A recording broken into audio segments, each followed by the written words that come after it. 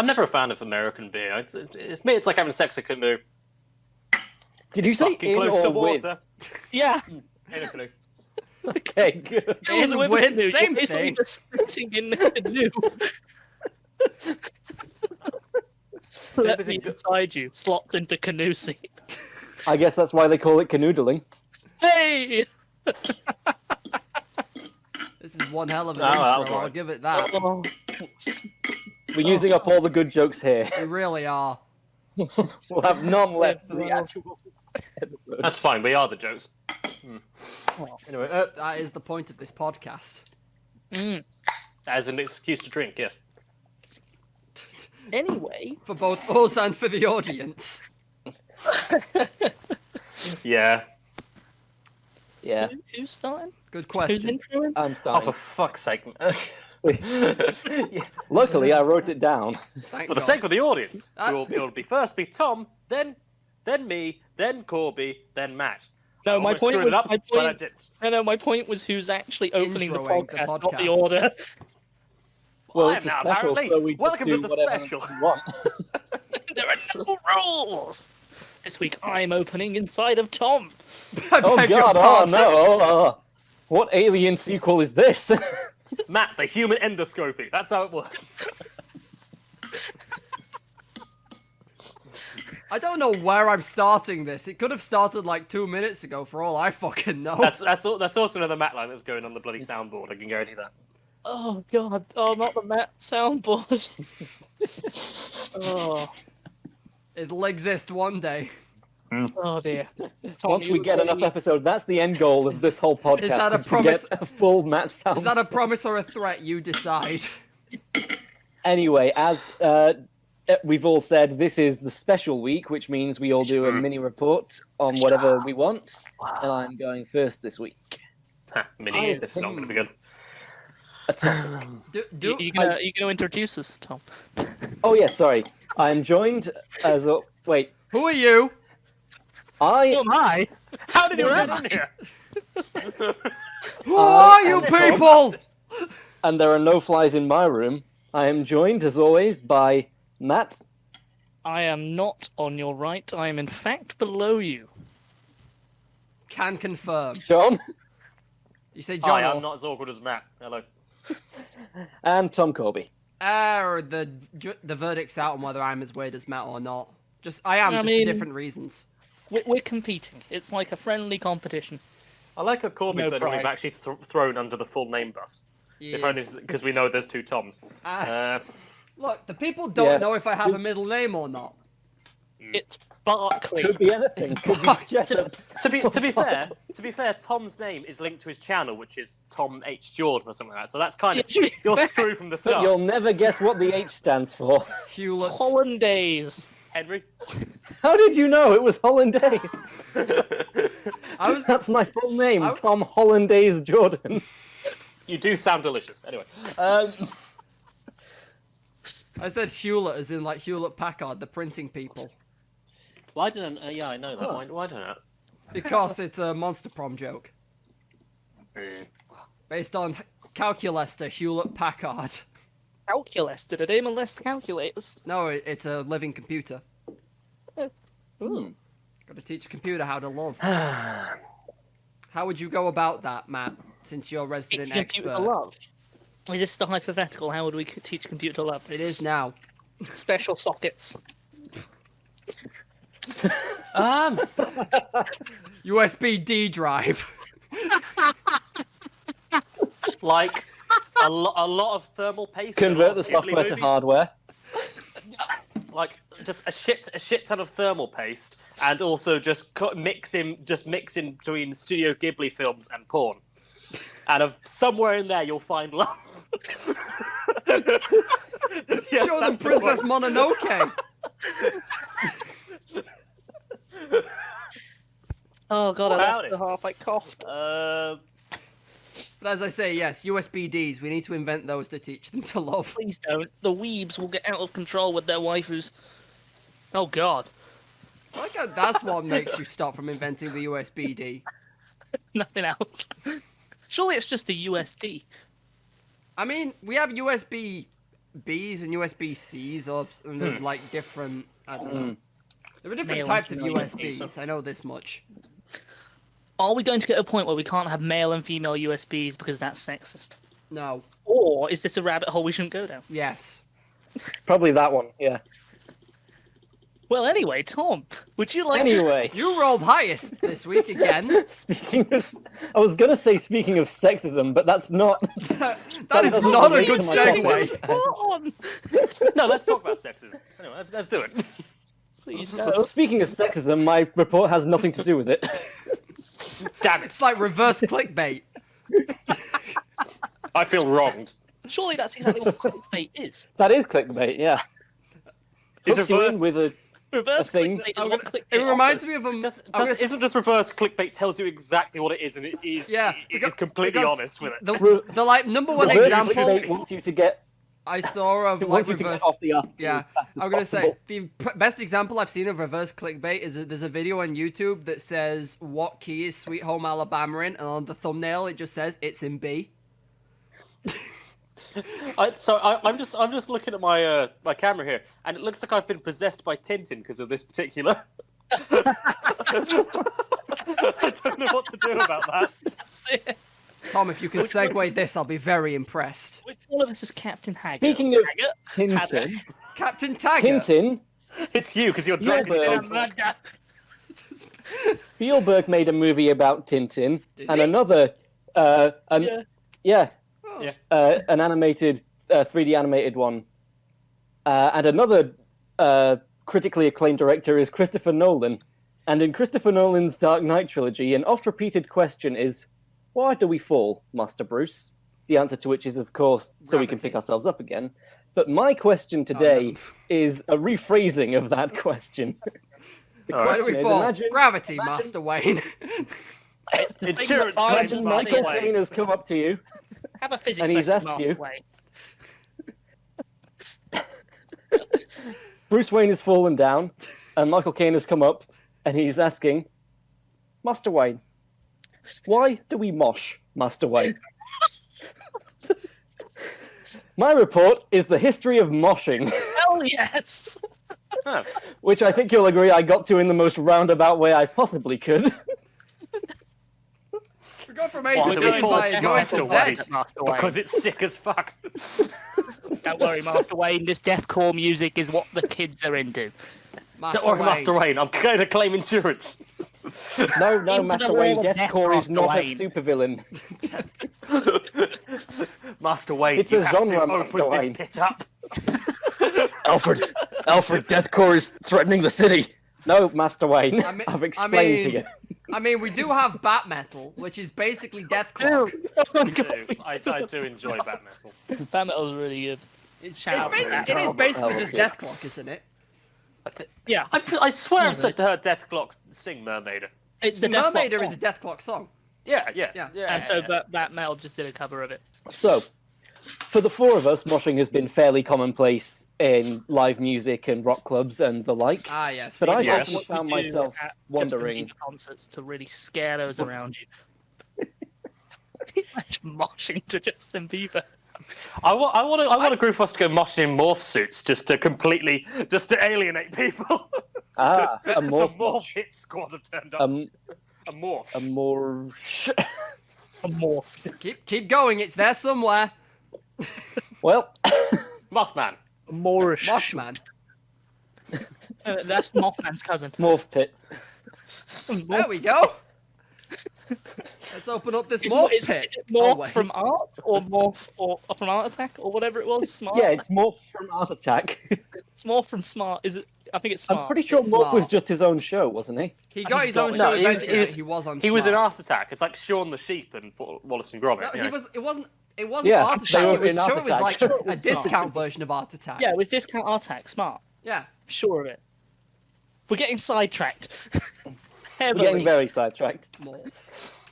So, as I said, it's commonplace for us, and I really enjoy moshing, but I have often wondered, why? Why Why we is this Why? going on? Wayne? Why are we all throwing our bodies against each other to music because we like the music so much? Why does How my did neck this hurt? begin? It began around the late 70s and early 80s, but it wasn't called moshing then. It was called slam dancing, and it came about as a result of the punk rock movement.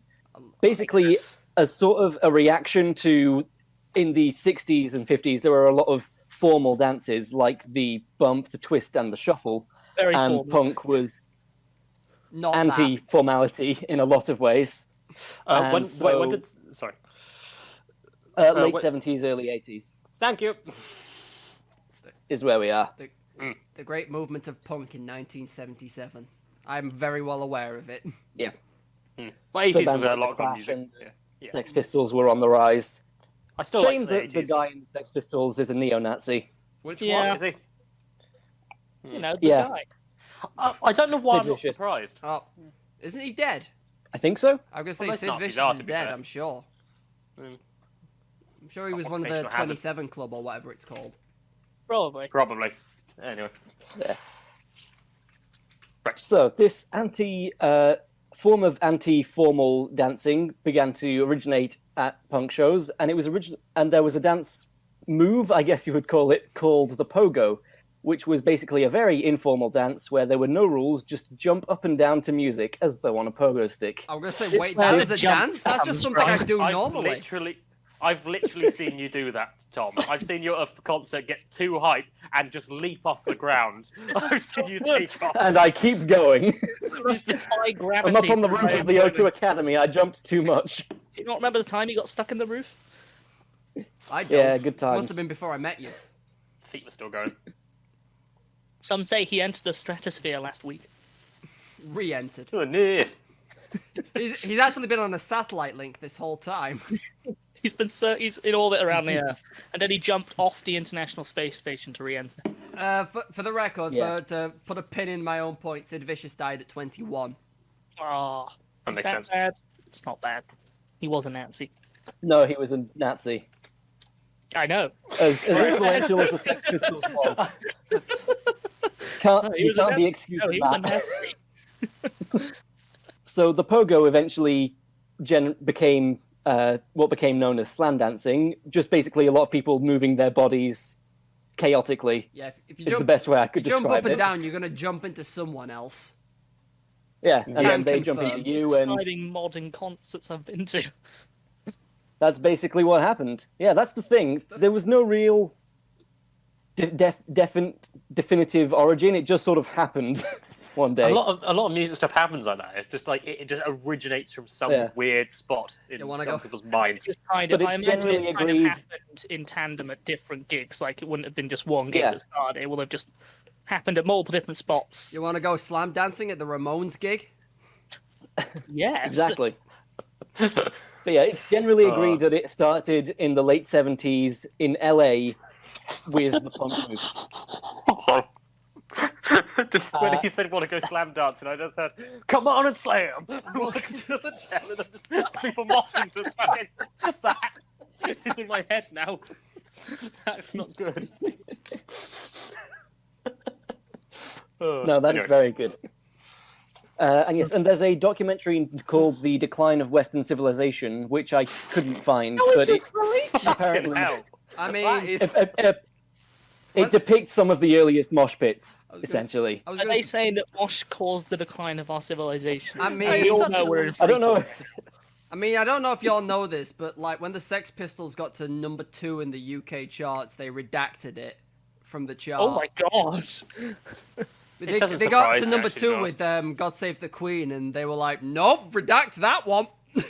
Yeah, no, it Yeah, doesn't surprise that me, makes to be honest. sense. Is The it UK because charts have everybody always been a loved bit it, or weird. because they thought, "Oh, God save the Queen"? That's patriotic. No, because it was a punk song. Probably and they punk's thought- not allowed in they the thought, BBC "Oh." top 10 or whatever it is. No. What? Tell me if that one sounds familiar. Yeah, no, you don't hear any rock, any heavy rock, any I metal, was gonna say, any real didn't punk. Slipknot get to number Except 1 for like the last they- album? They might A have few done actually, to be Christmases fair. ago, Rage Against the Machines, Killing in the Name. Healing Yeah, in the Name. I remember Was that. that because they got announced they to- were going to try and do more? They wanted to beat the X Factor single, which was often the Christmas #1 at the time, and that became a thing. And they were like, "Hey, enough of this X Factor. Let's put Rage Against the Machine as #1 for Christmas." And they did does it. sound like one of those Facebook events that actually got traction. You mean like the Area 51 Like thing? the Area 51 thing. In a Except, lot you of know, ways, it was a this- precursor to the Area This, 51 this thing. was a lot less severe. As There's opposed, so many ways it links to the Area 51. Music, people. well, yeah, as I say, like the punk movement back in the 70s was frowned upon by pretty much everyone that wasn't into it. Almost sounds like just stuff in general. Don't even get me started on the mods versus rockers wars. Yeah. Oh, that was that. But a lot of that was just like they kind of like, that one time they all went together to go fight at a beach, and there wasn't actually that much fighting. But everyone thought, oh, there's going to be a lot of fighting. Oh, it's bad, and everyone thought it was getting so out of hand. In reality, it was just like a small scuffle on a beach, and everyone just lied and said, oh yeah, it was real bad, and the establishment was using it as an excuse to crack down on those groups. But yeah, they did turn up, and yeah, they did take a couple swings at each other, but that's about it. And they were like, no, it's riots. It's the fucking French Revolution, boys. Get your They're truncheons. burning the English flag, and then you just see a guy like lighting the flag, realize he's on screen, and has to duck and crawl off. Just jump into the ocean. It would be the kind of thing they burn the English flag, put but the because fire it's a beach in the UK, it's probably just put out by just the rain anyway. It's fine. Just the damp moisture in the air. Ah, yes, Blackpool. Yes, we don't talk about Blackpool. Anyway, Tom, you were saying. Yes. So, as I said, it was originally called slam dancing, but we know it today as moshing. That word originated, the etymology of it, from two sources that I could find. In 1982, a band named Scream released the song Total Mash, although the word mash in the song was pronounced mosh. And there was a band named Bad Brains, who have been described as the pioneers of the American punk hardcore scene, who would often use the word mash in lyrics, but their lead singer was Jamaican and had a very strong Jamaican accent, so it was heard as mosh. And that's essentially where the word mosh comes from. I was about to make a joke about poor vowel pronunciation, and now I can't do that. Not poor vowel pronunciation, it's different vowel pronunciation. It's fine, man. It's Jamaican vowel pronunciation. Pronounce it. Okay, I can't actually pick you up on how you pronounce pronunciation because we're doing that stuff. Oh, fuck, this is nonsense. Okay, let's continue. Out of reference, I was just wondering, like, when Anthrax released Caught in a Mosh. Ooh, that's a good point. Because that was 1987. It was around the late 80s. I was 87. By the mid 80s, mosh had replaced slam dancing as the go-to term. That was Among Yeah, the Living. Great album. And what was it? Limp Bizkit's Air Machine or Rolling, whatever they call it. Yeah, they mentioned moshing in that. That's a bit later though. That's a lot later. Like Yeah. early mid 90s. Well, actually- I can't remember. Limp Bizkit do come up Oh, God. near the end of this report. I bet they do. So, as well as moshing and the pogo and slam dancing and all of it, there was also stage diving and crowd surfing, which all sort of came about at the same time as part of the breaking down barriers as to what could or could not go on at a concert, essentially. How bad can we get? What can we do to shake things up?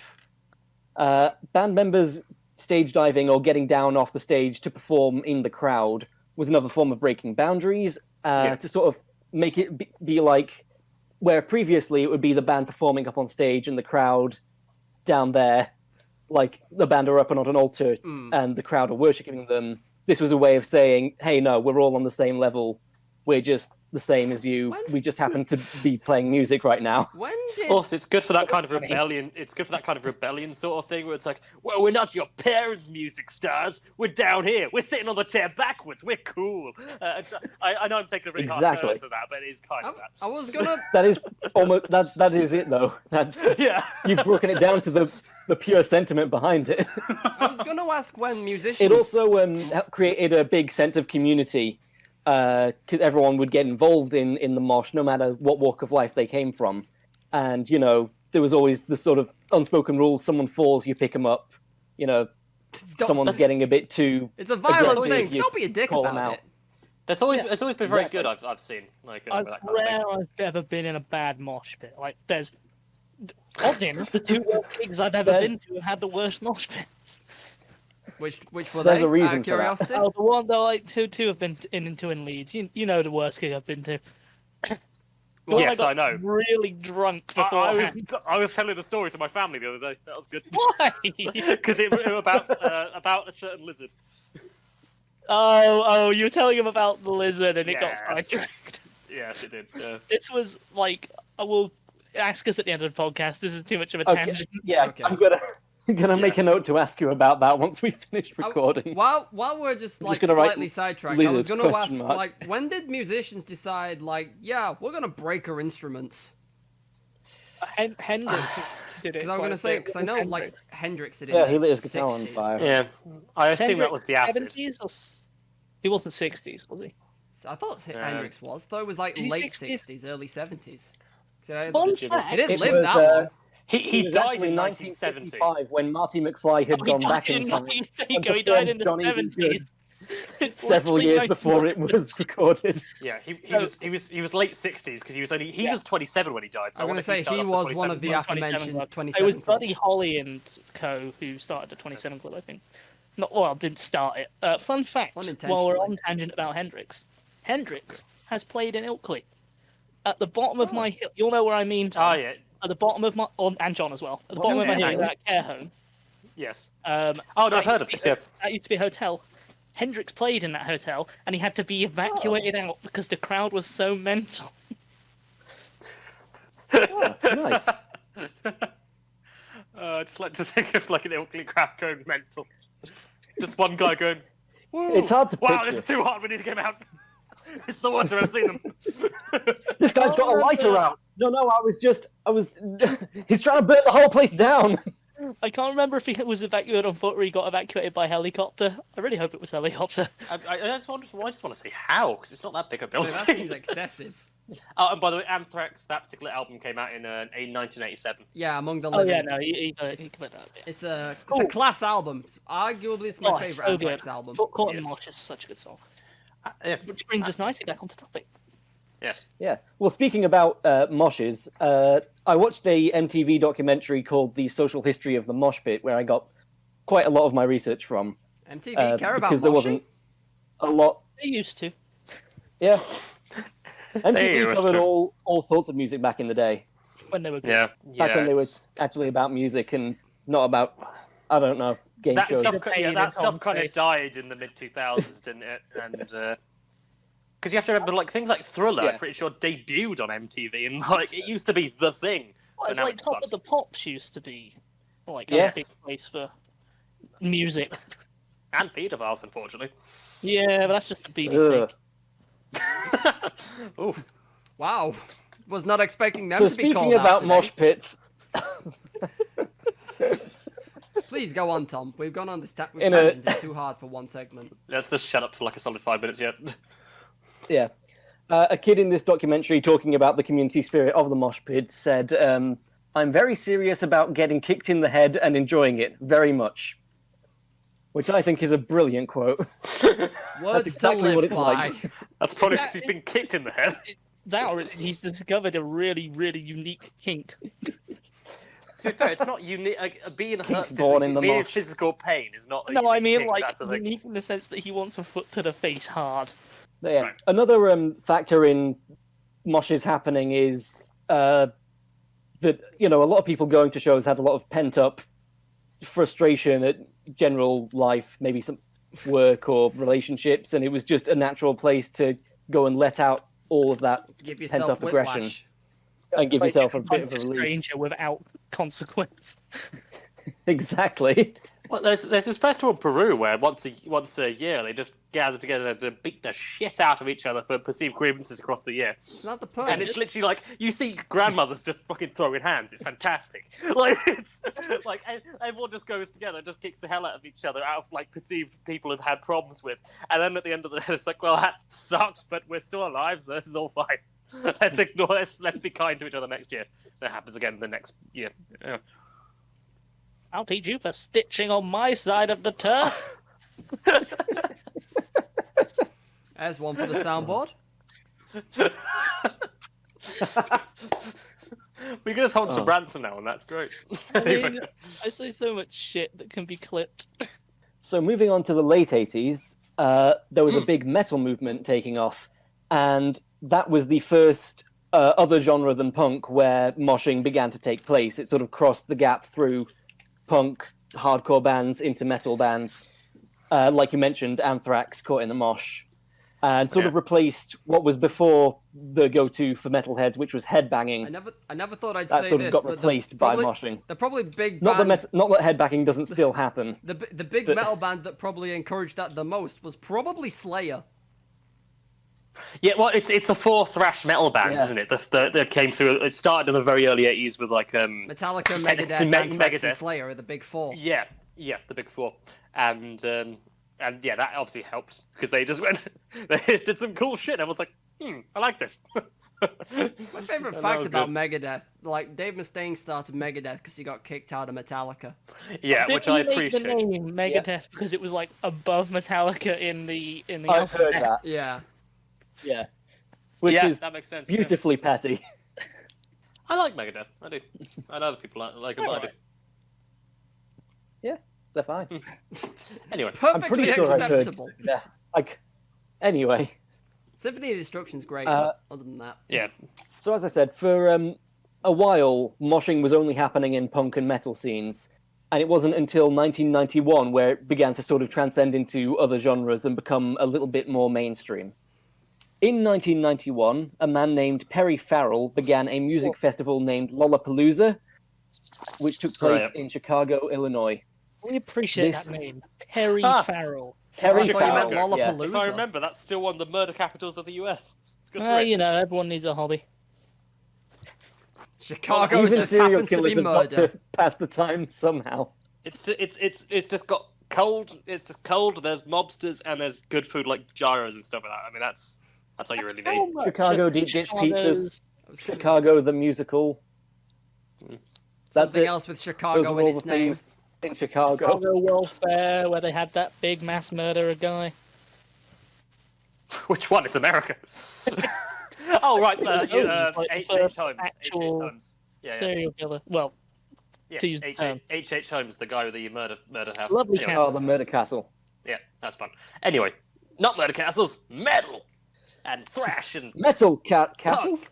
Metal castles. No, metal in a field. It's pretty No fucking castle. metal. we're never gonna get to this. So, metal and punk were on display at Lollapalooza, but there was also electronic music and hip hop. It was sort of a melting pot of diverse musical genres, and so moshing transferred into those genres as well. And because a lot of people attended the festival, it began to garner a lot more traction. The other thing that happened in 1991 that really brought moshing into the mainstream was a little song named Smells Like Teen Spirit by Nirvana, Oh, the yeah. music video for which features a crowd moshing while Nirvana play. And because that song went on to be just so massive, loads of people saw that video and saw people moshing and wanted to be a part of what was going on in that, wanted to experience that same sensation. Ah, yes, the And grunge so- movement. Moshing became not just something to do at punk and metal shows, but something to do at any music show. It was at acoustic shows, at shows where it did not fit at all. It was Imagine in moshing beer to Ed commercials. Sheeran. It was even done when bands weren't playing. It was done to the warm-up music that played before the bands came out on stage. People just wanted to mosh. That's understandable. I swear I've seen people mosh to, was it the Wiggles? What the hell they're called? The People Australian have band? washed, yeah, the Wiggles. People have moshed to the Wiggles. I think they said washed to the Wiggles. I hope I'm so. sure people have watched To the Wiggles too. We've all got shower playlists. Mine does Some of not them might involve have the Wiggles on. My shower take place to be very angry. Anyway. You aggressively scrub the top layer of skin off. Just hurt by Johnny I've Cash on done my repeat. time and I want out. Got me door.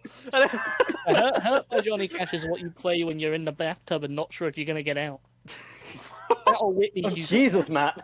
Christ. That Whitney Houston died in a bath, you idiot. I know. I don't know whether that one's staying in. Yes, it is. That's good. While a lot of people were enjoying the moshing experience, since it had come to the mainstream, it was not without its share of controversy. A lot of people were against moshing because they thought it was too violent and too aggressive. And as more people moshed, more people did become violent and aggressive in them. and sort of the original community feeling of it began to disappear somewhat, and it just became an excuse to have a throwdown and punch. As what did you say earlier, Matt? Just punch a fist with no consequences or something. A stranger with no consequences. Punch your fist with no consequences. Yeah, as I said that, I realized it didn't make much sense. But I was already saying it, so I had no choice but to continue the sentence. Ow, that guy punched me in my hand. What the fuck? I raised my fist to punch him, and he just punched my fist. The evolution of fist bumps. And thus began the fist bump. Actually, I don't know where that first started. Anyway, let's go on with this. Oh. And the backlash against moshing wasn't just coming from outside the music industry, but from within it as well. There were quite a few bands who took a public stand against moshing and said that they were anti-mosh and didn't want moshing to happen at their shows.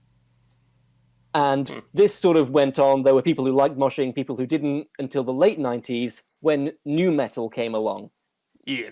Limp Bizkit and Korn and others. Limp Bizkit just sounds like literally like imagining a soggy rich tea, which is what their music Yeah, sounds like. exactly. I like them. Fuck I'm off. taking shots tonight. Nah. I've got to say, I don't really care for Limp Bizkit Yeah, I'm not a Limp Bizkit either. fan. Nah, but Korn, on the other hand, Oh, Korn I great. quite like. Love corn when I'm having a Nevertheless- meal. Butter it up with a roast. yes, Korn and Freak Ah, on a Leash. Korn are very Corn good. on the cob. Corn are good. So yes, regardless of our feelings about Limp Bizkit, they do exist, and did exist in the 90s. God damn it, I appreciate them. It's fine. So with the rise of nu metal, there was even more violence and aggression than there already was, just because nu metal has a very generally aggressive sound to it. Indeed. People were getting injured, blood was being spilt, fist fighting was breaking out. Lemmy of Motorhead described seeing a guy dive off stage and kick a girl in her mouth. In his words, her teeth went all over her boyfriend's shirt. Oh, So safe to say things are getting a bit nasty. Yeah. Not to mention women and girls in crowds faced more problems than men because some assholes in the crowd would try and grope them and molest them while they were crowd surfing or moshing, which needless Yeah. to say is not okay to do. Nah. There's still some people attempt today because they're assholes, but but those people quickly get Yeah, punched those up by people the are rest of the dicks. crowd. oh yeah, yeah. Yeah. Once or twice That's you the see difference people these just days, fucking yeah. taken down. They should get thrown out by the other people in the mosh pit or security or the band themselves usually. Wasn't it, Don't let them leave. wasn't it Dave Grohl? You that stay stopped- here now. Wasn't it Dave Grohl that stopped a performance just to point a guy out and be like, "There's no fighting in my fucking mosh pit. Get out." So yeah, Probably. Yeah, very a lot of bands I do mean, that. Dave Grohl could definitely get away with it. Well, couldn't he? that's because He's Dave Grohl is probably Yeah. like the Jesus of rock music. Yeah, and if he That's doesn't absolutely like true. you, that means you're banned from like. Or is he 15 the bands. Satan? I mean, he played Satan in that one film, Tenacious but D. no, Did he? No. he was Satan in. he's Satan. Yes, Tenacious yes. D, The Thick of Destiny. He's the drummer. Also the music video for Tribute. Yep. So it's interesting you pointed that out though, because the fact that these days a lot of bands will stop and point out asshole behavior in the crowd came about from one specific event where things got very much out of hand, and that is Woodstock Festival 1999. That's two of them. It was marketed as a peace-loving festival, similar to how it originated in the 60s. You know, Yeah. make love not war, that whole vibe.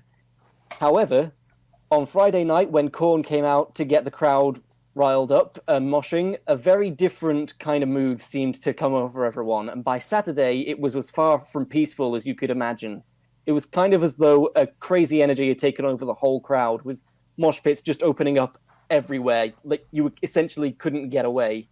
People were horrifically injured, trampled under crowds, and sexual assault happened. It was a pretty horrible time for a lot of people.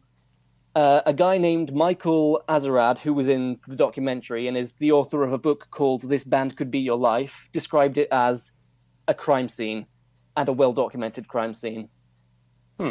It's weird to think that something like that was happening when I was 3 years old. Yeah. You know, I I was probably watching Rugrats while people were getting hospitalized. You don't remember the Mad Rugrats episode at Woodstock? Remember Rugrats Go to Woodstock? Yeah, that was a classic. No, I joke, but that's pretty bad. That's real bad. Yeah. Yeah, that's why I'm glossing over it, just because it was, a lot of horrible stuff going on, and I didn't look too far into it, so I don't know if there were any actual casualties or not, but I wouldn't be surprised if there were. I imagine And there was. yeah. And so these kind of things were happening all over the place, all over the festival, and bands would keep playing, even in some cases encourage the crowd to keep on moshing, keep the energy up, either not knowing or not caring about the injuries that were happening. And everyone after that Woodstock pretty much agreed, that was bad, let's not let that happen again. As I said, post-Woodstock, a lot of bands will stop a performance Sorry, and John, this call isn't out... like World War One where we said never do that again and then had another one. the war to end all wars. The pit to end all pits. The Woodstock to end all Woodstocks. Does Woodstock still go? I don't think so. What? Is Woodstock still a Woodstock. festival? I don't think I Woodstock's don't still know. going. I was literally thinking that as you mentioned. It's like, oh, is it still going? Because I would quite like to go to Woodstock if it is. I mean, Or is it like Sonosphere? Dead. I remember almost going in like 2013 or whenever the last one was. And then we didn't because I got told I was too young and I got very edgy annoyed even. Got very edged. music Not use events. that word. Music events bearing the Woodstock Woodstock name 50 have been was planned cancelled for last 10th, year. 20th, 25th, 30th, 40th, 50th. That was its 50th anniversary. Right, so they're only doing it on like big Yeah. anniversary dates, Oh, okay. so we're not going to get one for probably another 9 years. And we probably won't Yeah. get a ticket unless we're literally there when they're released. It's Yeah. probably at this The point it's first line probably for Woodstock unfortunately on overhyped. Wikipedia says it was a festival, not is. Yeah. Yeah, well that's just So I think it's yeah. probably... I think it was one big festival. They've just done like anniversaries since, essentially. Yeah. I wonder if it had anything to do with 1999. Probably. Possibly. Yeah. That was one of the as anniversary I- dates, wasn't it? Who knows? Anyway. But yeah, it was. It was 30th. Yeah. Oh, there you go. But yeah. Anyway. So Mike Shinoda of Linkin Park said the band has a responsibility, which puts it very nicely, I think. Ian Robinson, who is a music producer, I believe, who was in the documentary I watched, said, the band has got to look out for the crowd has got to look out for each other, the crowd has got to look out for the bouncers, and the bouncers have got to look out for the crowd. Basically, everyone's got to look out for one another. Everyone got to watch that crowd. Yeah. Not the band, the crowd. You see, Sonny, the crowd's treacherous like a sea at night.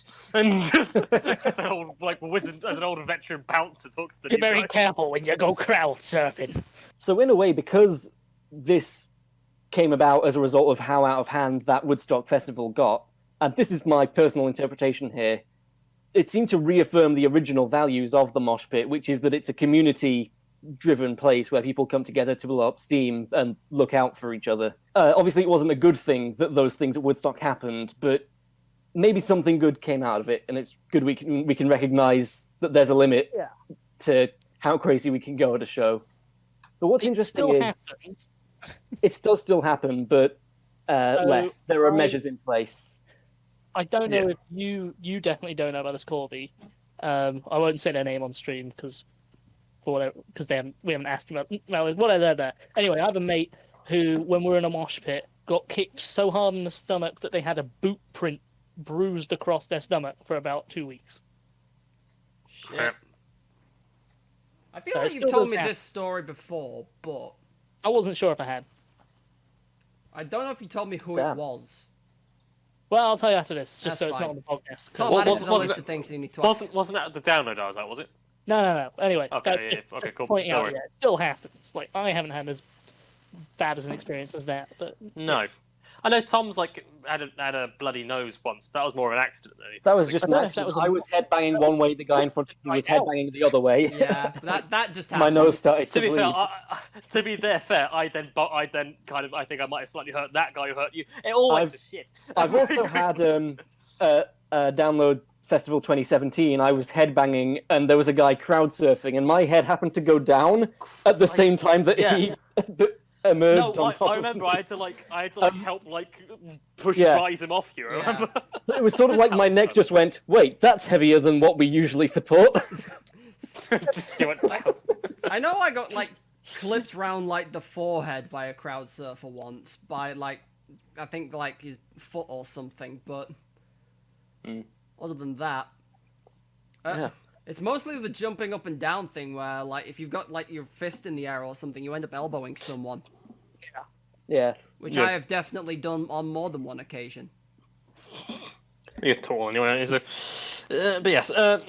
What's interesting is Anyway. a lot of bands around the mid and late 90s were very much of the opinion that moshing had become too mainstream and too commercialized and that it was going to go out of fashion, especially after what happened at Woodstock. But as the four of us know, it has maintained its status as a staple of live music and is unlikely to be retired anytime soon. It is a lot rarer than it used to be.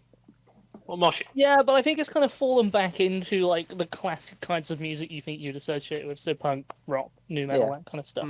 Not necessarily rock. I think People rock's will the still outside. mosh. God, given some half people, a chance. some people do it to Biffy Clyro, and I was like, what the? Some people do it to doing? Mumford You and moshed Sons. to Biffy. I mean, that golden rule is one hell of a tune. Speaking of the golden rule, listeners, if you're ever in a mosh pit, if you see someone fall down, You pick 'em pick up. them back up. And that's moshing. You are now welcome into the pit. That was awesome. May have riffed way too hard, but that was really did. good. Well, that's also moshing, isn't it? Hey! No, it's more more of a chuggy noise, but yes. Actually, a riff can be chuggy, though. You can have a chuggy riff. They're the ones that people like with the fucking heavy guitar drops. That's and, like- I know exactly what you mean, but it does sound like Urban Dictionary slang. Oh, A it's a chuggy bit of a riff. chubby riff. A chuggy riff to me sounds like an independent beer, John's died! like an IPA. It does. Chuggy riff does sound like an IPA. There's a little bit. Oh, Welcome fantastic. back, I John. picked the camera back up in the skeleton, not the skeleton. John, are you the crazy? You've had a The fall in the pit. skeletons? Skeleton. I don't know why my brain Skeleton in the auto. armor. That's in John the doesn't have closet, 'cause that's what they skeletons in always his are. closet. He has skeletons in his armor. Well, yeah. They got to be prepared for the skeleton ward, nerd. Speaking of skeleton gonna wars, happen. Matthew, I hope what you brought is a skeleton wall. Oh, there is. There is skeletons. People have skeletons, so yes. I guess that is Anyway. true. John. Oh god, it's me next. Isn't it? You're next. Oh yeah. It's me now. Yes, I do. I thought it was Matt for some reason. That was the original order, then we decided to change it again. Yes. Yes. Anyway, no. Right. I'm talking about a particular. It's less of an event. It's more of a place in America. It's more what happened to this particular place. It's a little bit like the Boston the molasses massacre, not molasses massacre, molasses flood. I feel like The you massacre tried. implies the molasses had sentience. I also feel like you the molasses had family. definitely and tried those the Boston family- accent there as well. I think. It was my nervous. I can't remember the title of the thing I talked for about 40 minutes about, which is bad. No, what I'm talking about is a place in Pennsylvania in America called. I've heard people pronounce it Centralia. I want to say Centralia. So I don't know what it's pronounced. I'm just going to say Centralia. I feel like I've it's heard program. Centralia more, I but I'll say Centralia. Then again, the guy said Centralia was Australian, so screw him. Anyway, sorry, I apologise for that because we do have at least one Australian listener at some point. We do? Corby found this. We did at some point. Someone on Podbean or whatever has listened to us in Australia. God, I wonder if it was my mate. That's what I suggested. But either way, I thought Tom would be thrilled. No, right. Can't tell, his camera's lagging. It's fine. Yes, Centralia. Basically, it's a borough and about 5 people too many for a ghost town at this point in America. So it's got a population of about 5 at the moment. It's in Columbia County in Pennsylvania, which is eastern Pennsylvania. It's basically this is a town that, well, at a certain point, parts of it started burning and didn't stop. I'll get into what actually happened now. Okay. Okay. You better basically, sound like a next time on, and I'm gonna get into it now. now. To be continued immediately. Immediately. Yes. It's like my favourite thing to do, apart from the end question mark. The question mark just disappears. Yes. Right. The history of Centralia. Basically, sorry, the camera keeps falling over because my camera is a bitch. No, it's fine. Anyway, history of Centralia. Basically, back in 1749, it was bought from the Native American tribes of what is now Columbia County, in which it's part of. Basically, the land that made up what is now Centralia was bought in 1749 from them for about £500, which in today's money is 111,000 pounds roughly. Is that cheap as states go? I mean, Pretty that's cheap. it's a fair chunk of land, so it probably is 111 in today's money. 111,000 Into- for quite a bit of land, and this, I mean, the actual area of the dam, it's quite a the total area of the town now is at least a quarter of a square mile, so I think it's probably fairly cheap considering. Anyway, I mean, it's a fair amount back in those days, but nowadays with inflation, I think no. I don't know why, but I'm imagining an old western town in the middle of a desert. It's not. It's Pennsylvania, so it's quite pleasant and green for most of it, and forested. But anyway, they bought some. They got the land bought in 1770. There was a particular road that was constructed from Reading all the way to this place called Fort Augusta, which is now called Sunbury for some reason. I would have kept it Fort Augusta, but it's a much better name. But yeah, settlers basically surveyed, explored the whole land, and part of that turned to Route 61, which is the main highway in and out of Centralia, which we'll talk about in a second. Basically, in 1793, this guy called Robert Morris, who was actually one of the founding fathers, Nice. and a hero of the Revolutionary War and signatory of the Declaration of Independence, he acquired a third of the land in that valley, because in his later years, he was very much into buying land and then selling it off for a higher price later on. He had his fix. The problem with that is he did it a lot of the time and was very quite risky with his investments, which is kind of ironic because he's basically one of the founders of the financial system of the United States. This guy, he was basically the financier, and Is this why Wall Street breaks? Oh yeah, it's like, so he declared bankruptcy in 5 years afterwards. So not In good. relation to Centralia. Yeah, he declared bankruptcy in 1798, and the land was surrendered to the Bank of the United States. So it's now Surrendered? the state's land. Yeah, Get off my land! The You gotta bank give up, repossessed his land, I guess. The repo came round, took it out of the ground, and moved it to the repo centre. imagine just put it inside like a chain link fence and just say, you don't get this land back unless you pay 50 quid, mate. $50 dues in. Traditional Australian currency. But at this point, because it was the banks, they basically auctioned off, and a French sea captain named Stephen Girard Steve, bought it. famous Liverpool because player. He invested quite a lot of money into this. I was gonna say famous Liverpool player Steven Gerrard. Yeah, I know. I was trying to avoid that. Even Gerard. But he was an interesting guy. He basically saved the U.S. government from financial collapse during the War of 1812.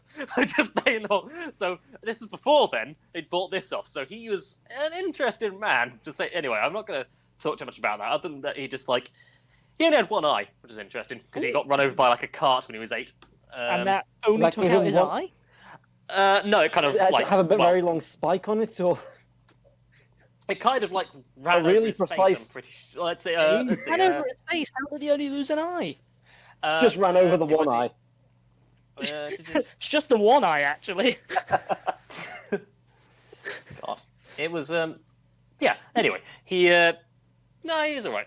But he did lose an eye and a scar on his face, kind of thing. But anyway, it doesn't matter. Steven Gerrard bought it. God, does sound like the footballer. He purchased it for $30,000 in that time, which I'm not sure what money it is. But either way, at least the bank managed to make at least the bank managed to make a profit of it, if no one else did. But he purchased Morris's lands for that, includes 68 tracts east of his. He then but basically afterwards he bought it. He found that there was coal in the region, anthracite coal. Very useful. He was like, okay, cool, there's coal there. What of it? And just kind of ignored it. And these were mostly overlooked until about 1854, where about 20 years earlier, a guy called Jonathan Faust had opened this place called the Bullheads Tavern there for just people passing through in a particular township. And that's when they ended up calling, well, there's Bullhead's Tavern, we'll just call the place Bullhead. And that's what it was known for quite a lot of its life. Just the tavern. Just Bull's Head, yeah. No, that's We should name all places after the pubs that are already there. I think you joke, but there's probably quite a lot of it. Is that why it's Centralia then, because of Centaur? No, although I wish it was. There was a pub named Centralia that was already there. They named it after that. But basically, the land they started looking into the coal in 1854 because in 1842 the land was bought by a mountain coal. No! I can tell what's going to happen. Yeah, you know it. You'll know it. It was bought by the Locust Mountain Coal and Iron Company, which sounds sinister as shit. Locust Mountain Coal and Iron. I think it's literally all your wealth. I'm gonna say I think it's literally because the first word in their name is locust. That does conjure up some We're pretty not going heavy to strip biblical your imagery. countryside fair. Like a plague, they cometh to claimeth thy coal. Anyway, now we get into the actual one of the important guys of this story, because this guy actually gives the name. Alexander Ray, R-A-E, he was a mining engineer. He basically moved his family in because he knew the mining company was getting started, and began to plan out a village. He laid out the streets and lots for various development. Ray named the town Centerville, which is probably one of the worst names I've ever heard for a fucking town. But he changed it. He changed it in 1865. So quite a while later, he changed it to Centralia because the U.S. Post Office already had a Centerville in a different county, and it's like, oh shit, it's taken. Coming up with the most boring name and then realizing it's already been taken. Yeah, it's already done. I Sorry, like mate. to think that happened because he got someone else's mail. Yeah. Anyway, they then a massive railroad called the Mine Run Railroad, so you can imagine what it did, was built in 1854 to transport coal out of the valley. That's when stuff started kicking off. The mining began in 1856, where they entered two mines in Centralia, the Locust Run Mine and the Coal Ridge Mine, which Coal Ridge Mine sounds really unimaginative. And then there was three more mines over the next 3 years opened up, so it got a total of 5 in just like 5 Lots years of of mining. coal in a big area. Yeah. The Hazelden Colliery Mine, the Centralia Mine, and the Continental Mine, which is They just serve panishokulas and croissants to the well, the workers. Continental was opened up on Stephen That's my kind of Gerrard's mine. former estate, so it's like it's. We dug it under the Frenchman's house. Anyway, He doesn't know. Oh, he's dead. But no, it's fine. Overdosed on Go Panish into the mine side. Anyway, they opened up various railroads to actually transport to markets east in Pennsylvania and there onto the country. It was a big source of mine. Source of coal, not source of mine. We've got plenty of mine here. Mining. Wait a minute, there's a Well, mine in like this you're mine. mining. This mine is recursive. Yeah. But yeah, it was incorporated in as a borough of Pennsylvania, as a borough of bloody what the fuck is it called? Columbia County in 1866. So it's actually, hey, this is part of us now, part of America. Great. Principal supply was the coal industry. Surprise enough, because there was coal fucking everywhere. Coal Now, up inside you. It was quite a good time for Alexander Ray, because obviously he was the founder of the town until October 17, 1868, because he was accosted by members of the Molly Maguires, who were an Irish secret society, believe it or not. Okay. They were a 19th century secret society in Ireland, Liverpool, and the United States. Don't know why those three, but those three. Yes. Basically, they tended to kick off with most things because they were like, fuck landowners, fuck people renting people out, like rent his stuff out for way too much money. And I can, for certain, that's fair enough in certain parts of this, because at the moment you have to remember there was the Panic of 1873, which is basically kickstarted all fucking the Great Depression, everything, where everything went to crap, everything, like a fifth of the workforce of, I think America was out of work. It was bad. Anyway, they were also one of the first references of blackface, because the Mollies are packed black in their face with burnt cork and stuff like that. And occasionally donned women's clothing to assault people. They were very interesting people. Let's just say that. But anyway, they basically turned up in the 1870s in Pennsylvania, a place like Centralia, because they just complained about conditions and mining conditions, stuff like that. But they did this in quite a bad way, where they basically just occasionally just killed people. And that's exactly what happened to Alexander Ray on October Wednesday. 17th. It's killing day. And just they just straight up murdered him in the middle, because he was on on his trip between Centralia and this particular Mount Carmel place. The 3 people got convicted, were hanged on March next year, March 10 years later. Which is that's bad even for our times. Just bad for they should have got the ball. How much paperwork did they have to They would have done it in that? seconds. I mean, they're no bald knobbers. Also, what year is this? Because I think it's the bald knobbers who were around. If it's like mid-70s. This was 1868. So. You see, this is what kick-started the knobbing. Basically, the Centralia became a hotbed of Molly Maguire's activities in the 1860s. They were trying to organise a mine workers' union.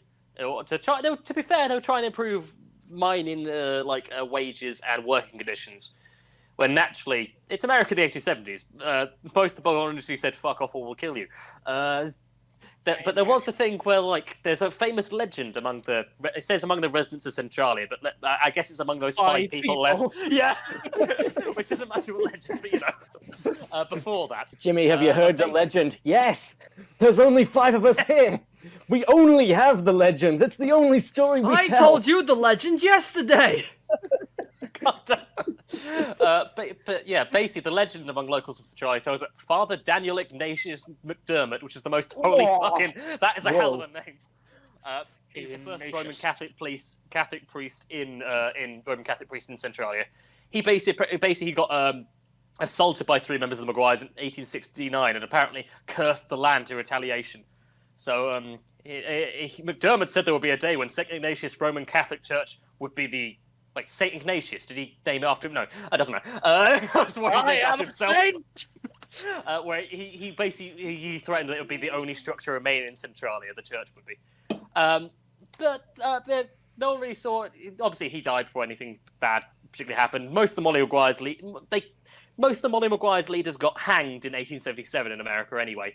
So legend says that their descendants lived in the area till 1980s. Doubt. What weird legend? Legend says some people there who may or may not have been related. Yeah, Well, I guess Centralia, all you've got is legends, especially when you get later onto the story. Is Centralia just a legend? Did you know people live there? No, there's 5 people live there. And there's weirdly quite a bustling tourist kind of thing where people just go there to have a look. Anyway. Do they come back? People. Most do, yes. Or is it like a 1 in 1 out situation? Now you're one of the 5. Yes.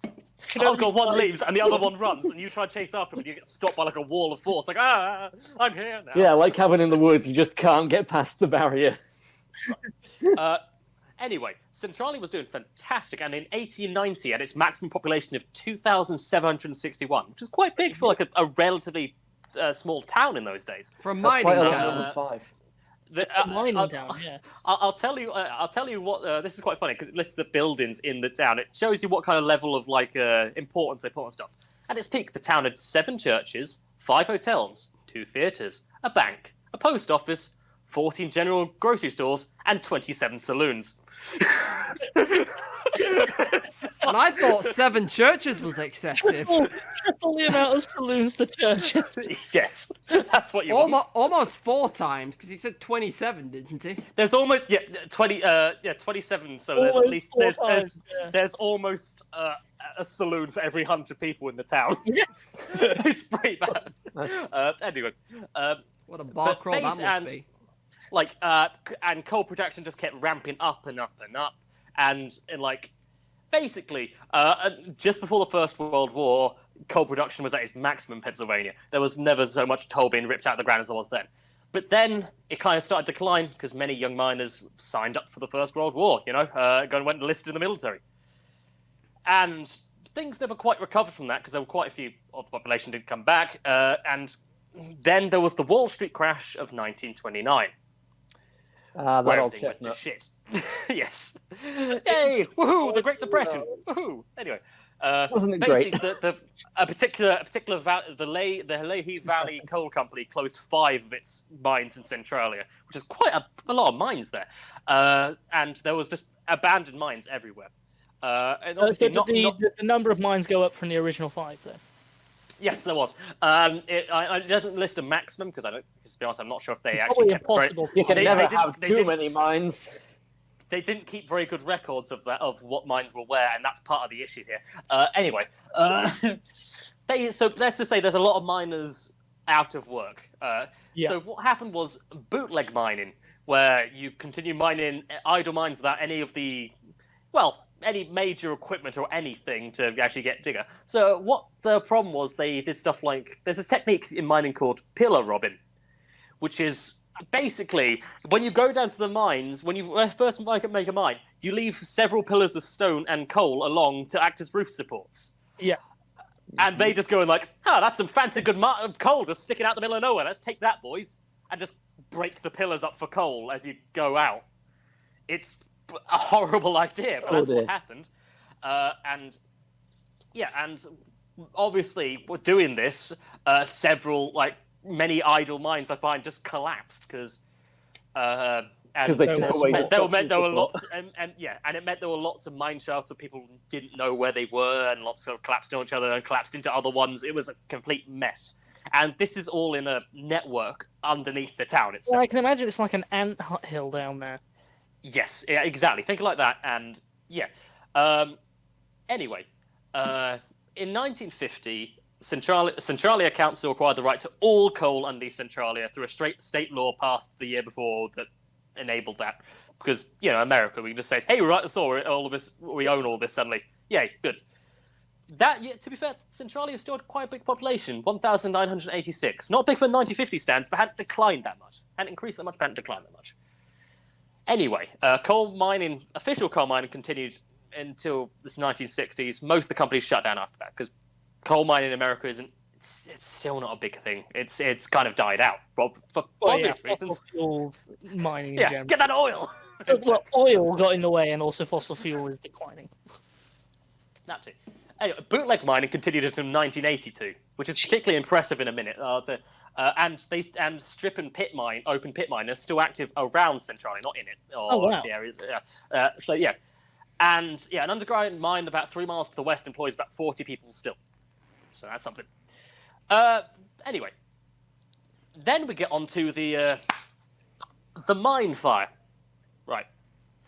Basically, this is what I was expecting to happen. Yes, yes. What happened was, at this point, let's just say Pennsylvania governors weren't the best at dealing with their rubbish. So there was certain landfills and stuff that they just basically set a place for a landfill. Once it's got full, burn it. That's the trash gone. Done. Let me guess. Some of the landfills were in mines. Yeah, like literally. Sometimes in certain places they use abandoned mine shafts to do it. So not just here, but basically there was in May 1962, the Centralia Borough Council hired 5 members of the Volunteer Fire Company, which I trust in my life, to clean up the town landfill, which was located in an abandoned strip mine pit next to a particular cemetery outside the borough limits. Don't know why I said that. This has been done, most of the times this has been done in previous years, that they had the landfill in a different location. But this is the first time they put it in this very location. Anyway, on May 27th, 1962, the firefighters, as they had done pretty much every year, set the dump on fire and let it burn for some time.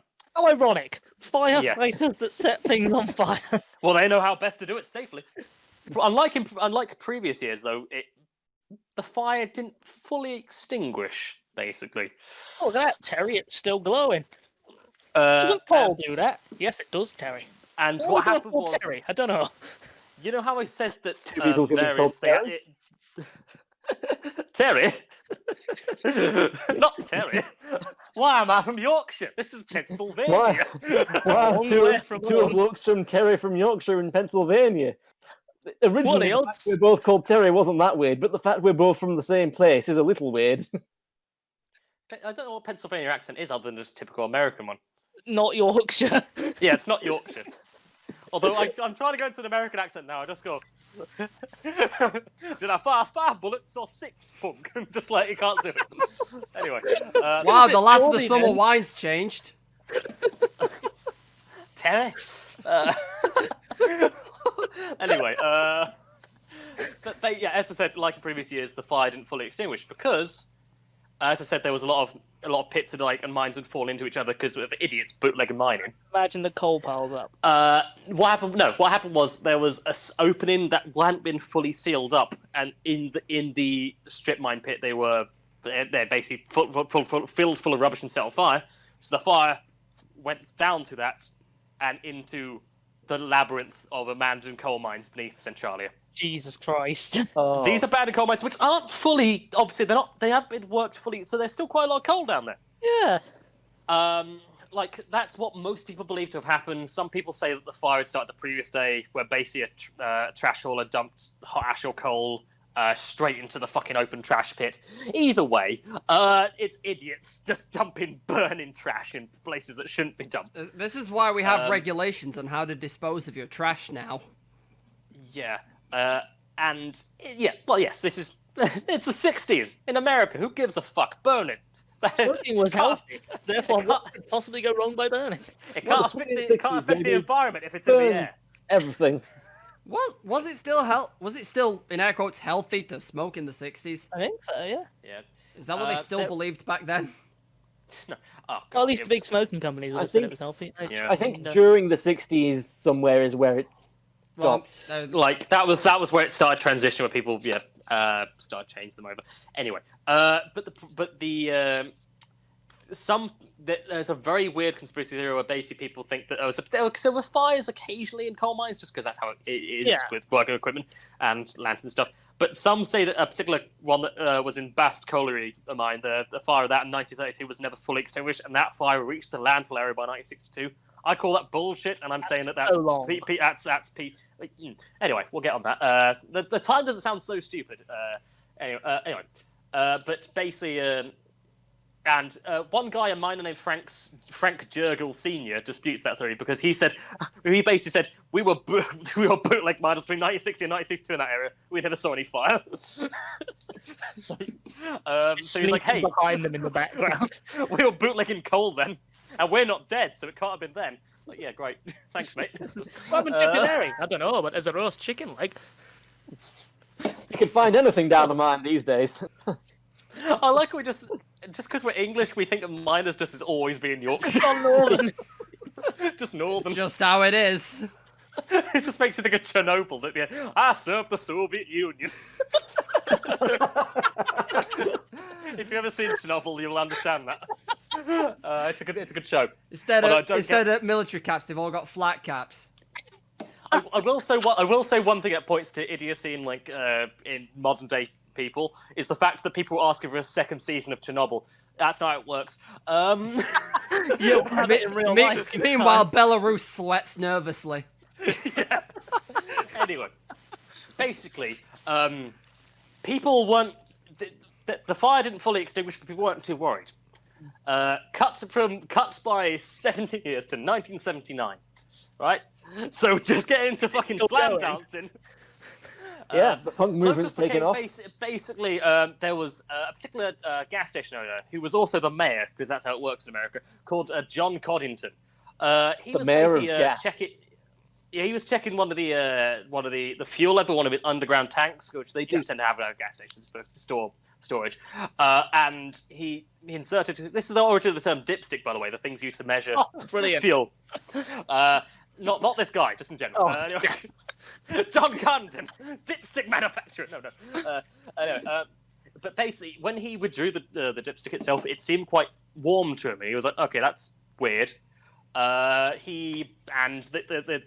tank itself seemed like a bit warm, which is worrying. He lowered the thermometer into the tank of the string, and basically was shocked to discover that the gasoline in the tank was 172 Fahrenheit or 77.8 degrees Celsius. How would that not caught whereas fire? usually it'd be 60 That's a degrees bit too Fahrenheit. Does this thing blow up? Gasoline? Yes! No, I know gasoline blows up. I mean, To compare that, most underground tanks are supposed to be about 60 Fahrenheit or about 15 degrees Celsius. it's a So this is little bit bad. better. This is not good. It's not good. This is not Anyway. fine. Gosh, closing my Molly Maguire's tab. Anyway, but basically, and people started to worry, oh, that fire we had, is that still going on down there? They just left it and thought, it'll be fine. And much like Jaws, everyone kind of went, no, it's fine, until a kid gets hurt. So let's go on to that. Basically, in 1981, so 2 years later, people are still living here and not giving a shit. Whereas about 300 foot or so below the ground, fires are raging. Merrily burning. Yes, basically, 1981, a 12-year-old resident named Todd Domboski, which is a great Domboski. That is a name. great Full name. of good names. He basically he went out to his garden because basically looks like some cracks had formed in the ground, and it was like, what the hell's that? And as he walked towards it, basically a sinkhole opened underneath him, and he fell into it. It was 4 feet wide by about burning ring of fire. it was 4 feet wide by about 150 foot deep. People say it sent up like a 50-foot plume of steam. Jesus Christ. Somehow his cousin, 14-year-old Eric Wolfgang, another good name, pulled Domboski out of the hole and saved his life. Somehow the guy survived. Somehow the kid survived. That's good. I mean, It's surprising. just reminds me of that Saved Your Life game. Legitimately, your cousin's like, you owe him. Yes, and the plume of hot steam was tested and found to contain a lethal level of carbon monoxide as well. So I don't know how this kid made it. Don't say. Yeah, and so now we've got physical evidence of the fire because there's fiery holes opened up in the ground around town. Great. It's weird to walk around that town just being, I guess hell is right underneath us. I love the idea that the ground collapsed around everything except 5 houses, which is why there's only 5 people. No, there's a reason for this. It collapsed. Anyway, It was only the saloons that were left standing. I'll get into that, but Americans, as they said, basically people were confronted by the fact that yes, fiery hell pits were opening up across town, but now there's visible evidence of the fire that's. Remember, was started almost 20 years ago. Yeah. It's still burning. Residents of Centralia were very much divided on the fact of like whether it actually was a problem. Because it's America. What? I mean, is it an issue that fiery hell pits are opening in our town? Nah, build a church. Now see here, family. Now imagine that the fact that the pit is down there and we're up here and we are not on fire, but the pit is on fire, so therefore we're fine. See, and that's basically how conversations went. Excuse me, Sal. I'm gonna have to give you a gravity lesson. Master Wayne, would you come over here and demonstrate? Just push him to the fire pit. Why do we fall? Why do we fall? Because we forgot to pay back Alfred, bitch. Oh my god, my veins stuck my forehead when I said that. Anyway, I was also going to say, like, basic physics indicate that heat rises. Yep. yes.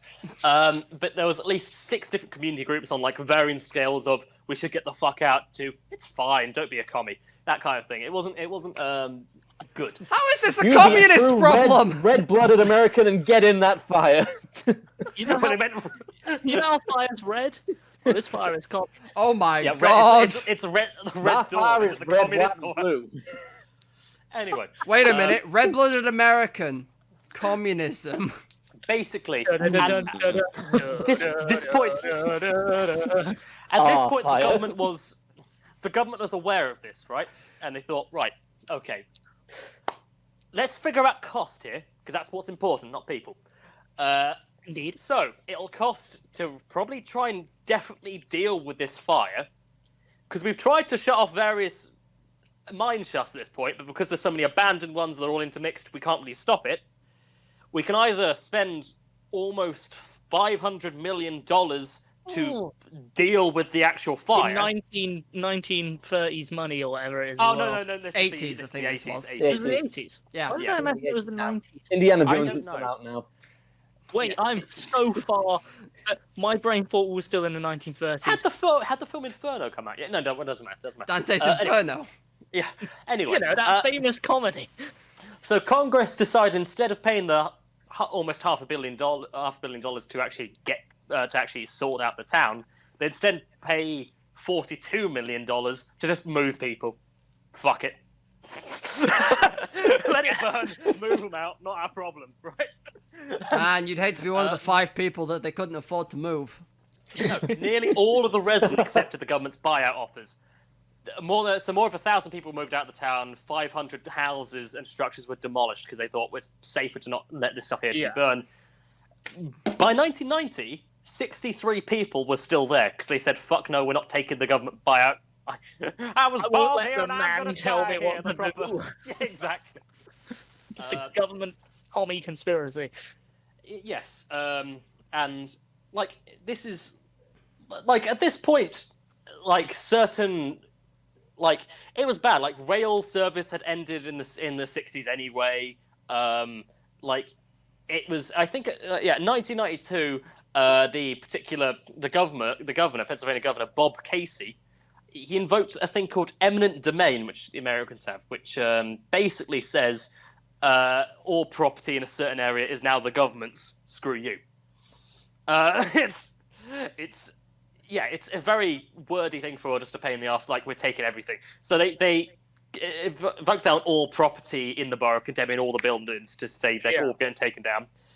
The residents tried to basically do a legal action to overturn that, to say no, let's do our houses. These are ours. Yeah.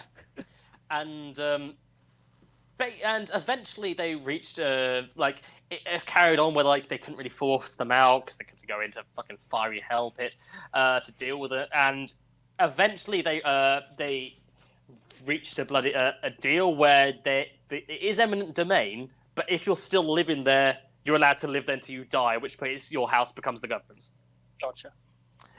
Which still seems bullshit to me, because it's like, at the same point, you want at least some money for your house that you've lived there. But then again, they did turn down the government buyout, so it's not... Yeah. It's your own damn fault. Yeah. Which I'm not sure how 42 million is divided from about almost 2,000 people, but still. I feel like the more important question here is the fire still going? Yes. Oh, definitely. And it's the kind of thing where at a certain point, it started like... the government at some point did put in like vents to try and like vent the heat and smoke out of the actual underground to try and make it a bit better. Warming. It's already on fire. Fuck it. Anyway, Just imagining people with like a sausage on a fork holding it over the burning pits. I dare you. This is a great way to do barbecue. yeah, there's like this is from a couple years ago. This is a picture of basically I'll put it in the chat. It's a picture of one of the roads, because a lot of the roads like cracked and split from the heat and like smoke emanating from them. Pretty bad. This is one of them. Just what some of the roads are like, just outside the town. It looks like something out of Fallout. I'm gonna say this legit looks like it. 2012, the film. There is something in that. I'll give you a minute. But anyway, There's something in that. About the whole game thing. I thought you meant there was something in the picture. There's something in that. Bigfoot. Anyway, So when you look in the background, in the monkey tree's the Slender Man. Oh god. we didn't start the fire. It was bloody Bigfoot all the time. Anyway, no, it doesn't matter. Right. Bigfoot's an arsonist. The thing is, the fire actually extended beneath a nearby village called Burnsville, which is a really ironic name. Oh That's my god. Oof. that town also had to be abandoned. I'm not sure if it got the payout or something, but it did get abandoned. Everyone said, screw it, we're leaving. And as said, 2002, the US Postal Service discontinued Centralia's zip code because they went, no, we're not delivering to there anymore. The roads are on fire. Fair.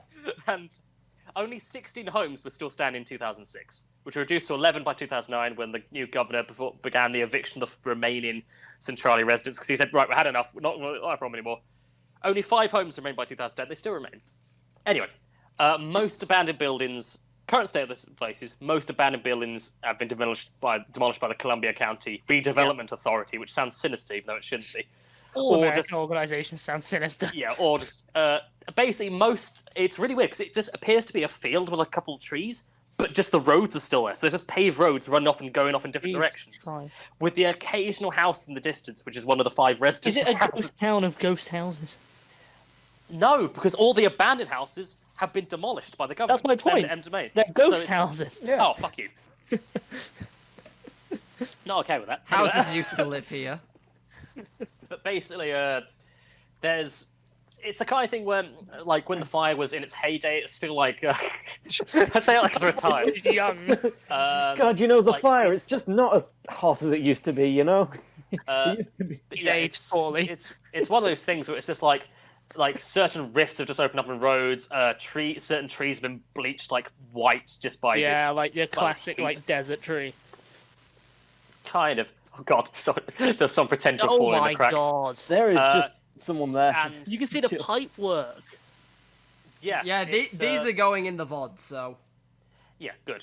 Fantastic. And it's the kind of thing where it's just like, there are various here's a very good one. Here's one with some of the, I'm not sure when this picture was taken, but it shows summer houses still remaining. There we are. Oh. Like that kind of... wow, just smoke mere meters from the house. They're like sheds. I was born in this house and I'll die in this house. There's literally Why one of would them. the- Yes! One-room Yes, you will! Yeah. Yes, they will. The Anyway, fire is outside. It's caught onto the roof. Fire. yes. Some areas are now like almost new growth forest, so it's actually like almost like a reclaimed by nature kind of thing, almost like Chernobyl. It's very odd.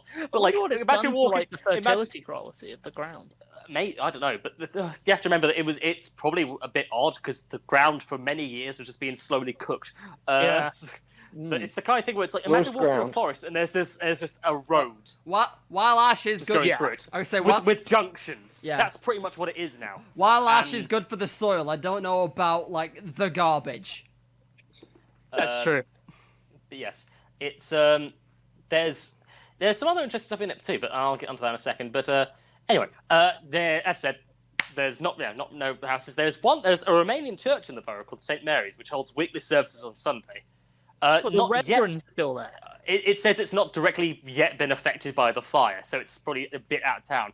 And the town's 4 cemeteries, including one on the hilltop that still has smoke rising around and out of it, which is probably horrifying. They're all apparently in good condition, which I wouldn't call a smoking cemetery a good condition, but you know. It's a 2-in-1 cemetery and crematorium. Hey. Yeah. Oh, we need to fucking Jim. Get him down the hole. You said you wanted a burial and a cremation, right? No, it's currently the only indications of fire at the moment, which is spread about 400 acres just around the area. Along it's our low round metal steam vents to the south of the borough, and there are obviously signs of unstable ground, and there's like several signs that say, "Hey, underground fire! Hey, carbon monoxide poisoning! Hey, burning sinkhole! Gate of hell!" Not quite, not that, but you probably. Go away from here before you die. Take refuge in the safe It's- town of Burnsville, not too far The from here. ironic bit is the abandoned part of Route 61, as I said, because obviously that's Yeah. the one that passed through it. But the thing is, Route 61 was still repaired several times until they just said, no, we're not dealing with the fire anymore. So they still sent out road crews for so long just to sort it. It's I don't know. Anyway, now they've put mounds of dirt at both ends of the route, so you can't drive along it anymore. For obvious, because in case someone gets lost and just drives into literal hell. And although Amazing. it's know if pedestrian this is- traffic is still possible, and the underground fire is still burning, and they reckon, because obviously it's been burning since '62, so it's been burning a while. They believe, just because like guesstimating how much coal is left in the mines, that it might keep going for another 250 years. Fucking hell. It's Damn. yeah. I mean, this is bad. there are places in the world that have burned for longer. Yes. Like abandoned coal places, The like Gate to Hell. yeah, Gate of Hell. in The Russia. Mines There's of Moria. There's also a place called Burning Mountain in Australia, which has been burning for 6,000 years or something like that. Jesus. And that's just kind of that's less. It's less bad because this is the first time it's happened in and under a town. Yeah. They as I said, they've evicted quite a few people. There's still as I said, in October 2013, they finally settled their lawsuit, and they've received $218,000 in compensation for the value of their homes, and along with $131,500 to settle additional claims. Whatever that means, it's American suing culture. I don't know. And they also have the right to stay in their homes for the rest of their lives. So, the funny thing is, the town buried a time capsule in 1966, and back in 2014, someone tried to basically attempt to unearth and steal it, and it wasn't scheduled to be open until 2016 for 50 years. But items found in the capsule were which had been funnily enough inundated with water. Funnily enough, so the capsule had been flooded. Everyone else was on fire. Or was it intense condensation? Yeah. It included a miner's helmet, a miner's lamp, some coal, a Bible, local souvenirs, and a pair of bloomers signed by the Medicine Trolley in 1866. So it's very odd, but yes. But the funny thing is, now it's become like a weird kind of urban punky paradise where people just go to fucking race ATVs and just piss about because it's America. And the main road in and out of it is now called Graffiti Road because the entire part of it, because it's been blocked off by mounds, has just been graffitied. I'll send you a picture of it. It is like a rainbow road, quite literally. And I want this up in the podcast too. Don't worry, it will be. Yeah, too. This is it, Graffiti Highway, and yeah, it is just so bright and vivid because people come into Jesse thinking, well, the 5 people aren't chasing us off, let's just piss around. Oh wow! Oh yeah! That the whole way, and because no one's stopping it. Yeah, Anyway, still on fire, still buggered. As I said, they're still burning to this day. It's still served. Yeah, it's still burned to this day. Still 5 people left, I think. It's served by. There's still a small group of volunteer firefighters that serve the area who've got one fire engine that's over 30 years old. Jerry, is fire engine still working? No. It's fucking nuts. I'm not going back. It's fine. We'll wait for fire to come to us. Don't worry, I've got my match ready. Fire with fire. Yeah. But, now, as I said, a town's Ukrainian Catholic Church remains in use. I guess that's a particular type of Catholic. I'm going to say Ukrainian. Because that's still in use because they did a survey and underneath it is stone and not rock. So ironically, that reverend was whatever it was named again. That reverend, whatever he was. Called. Yes, he was kind of right because a church was standing, just not his one. Father Daniel Ignatius McDermott. There you go, that guy.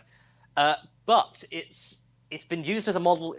St. Charlie is quite popular in popular culture, and I'll say why it was funny when you mentioned the Fallout thing a minute ago. It's been used in as a kind of video game inspiration before. It's been used for many different fictional ghost towns, representations of hell. But it was quite a bit of inspiration for the game Silent Hill.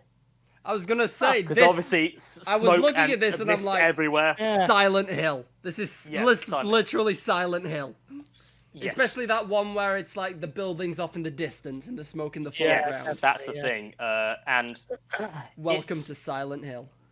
Yeah, there's a picture. There's one picture of just I think the surroundings, the countryside. I believe. Yeah, very good. Is that Wolf and Brimley? Look at that! It's Wolf and Brimley. Oh god. No, that's retired. That's the retired. That used to be the postmaster of the town, Tom Dempsey. So uncomfortable. It's like, you see that smoke? Yeah, that shouldn't be there. Why does it look like it snowed off in the distance? He's pissed off just because the US post office took him off the zip code because he used to be the postmaster, Tom Dempsey. So yeah, he's it's not good. Anyway, that is Centralia, the town that is still on fire to this day. Brilliant. Also, you're gonna hate me for this. Mentioning Bigfoot. If Bigfoot is an arsonist, is he called Bigfoot because of the size of his carbon footprint? Yeah. Yes, actually. It's very good. It's repentance for us going up there and chopping down the trees. He comes down and burns down the houses. Exactly. Oh. Tom, do you reckon we have time for ours? We've been going for nearly 2 hours. Well, the We'll be fine. recording's Get- at a get minute it done. 37. A minute 37. What? An hour 37. Fuck it, go ahead. It's fine. Okay, that's cool. We got a Alright. fair bit to cut out. It's Yeah. fine. Yeah.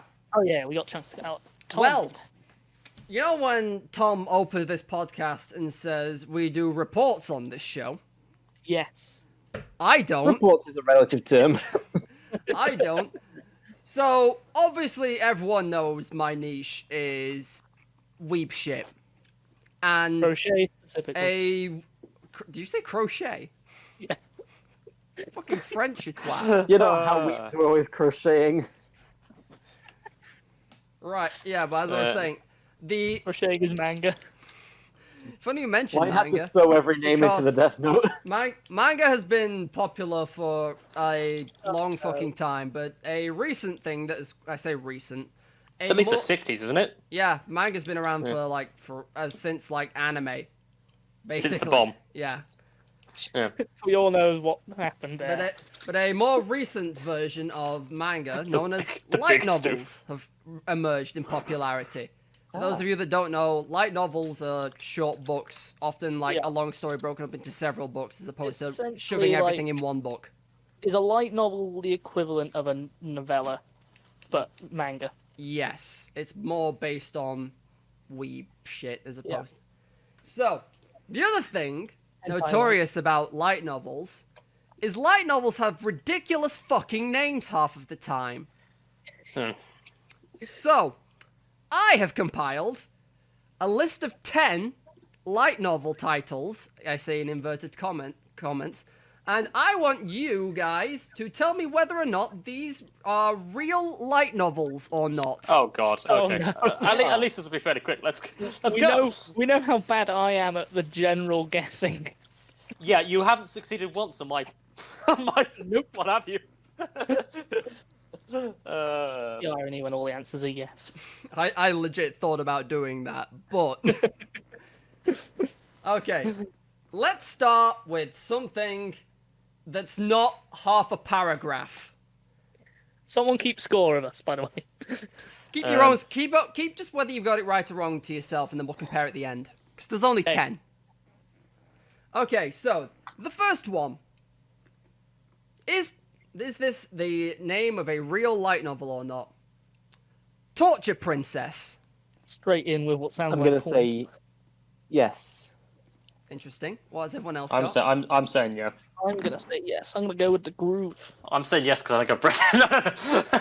I'd be surprised if you've read Torture Princess. It is real, but I don't think it came out that long ago, so... Oh, good. It's on I've my heard it. list I of feel like I've books heard of to it. read. It's 1 point for everyone. Indeed. Whoopee! Matt, if you go to the group consensus, you can only be acceptably wrong.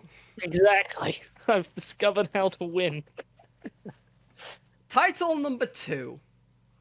I've been killing slimes for over 300 years and almost maxed out my level. Oh, that is definitely a That's light true. novel. John? I'm saying no. That one is also real. Ah. Again, another one that's on my to-read list. By the way, most of the ones that are real, you will be able to find on Bookwalker. # not sponsored. Also, you can just buy them. They are probably out and available. Anyway. So if anyone can hear what sounds like water, the rain has hit my house. Yeah, it does that. Oh, I thought that was typing. It's just how rain works. Book number 3. I sold my soul to become a magical girl, but now I want my existence to end. Mood.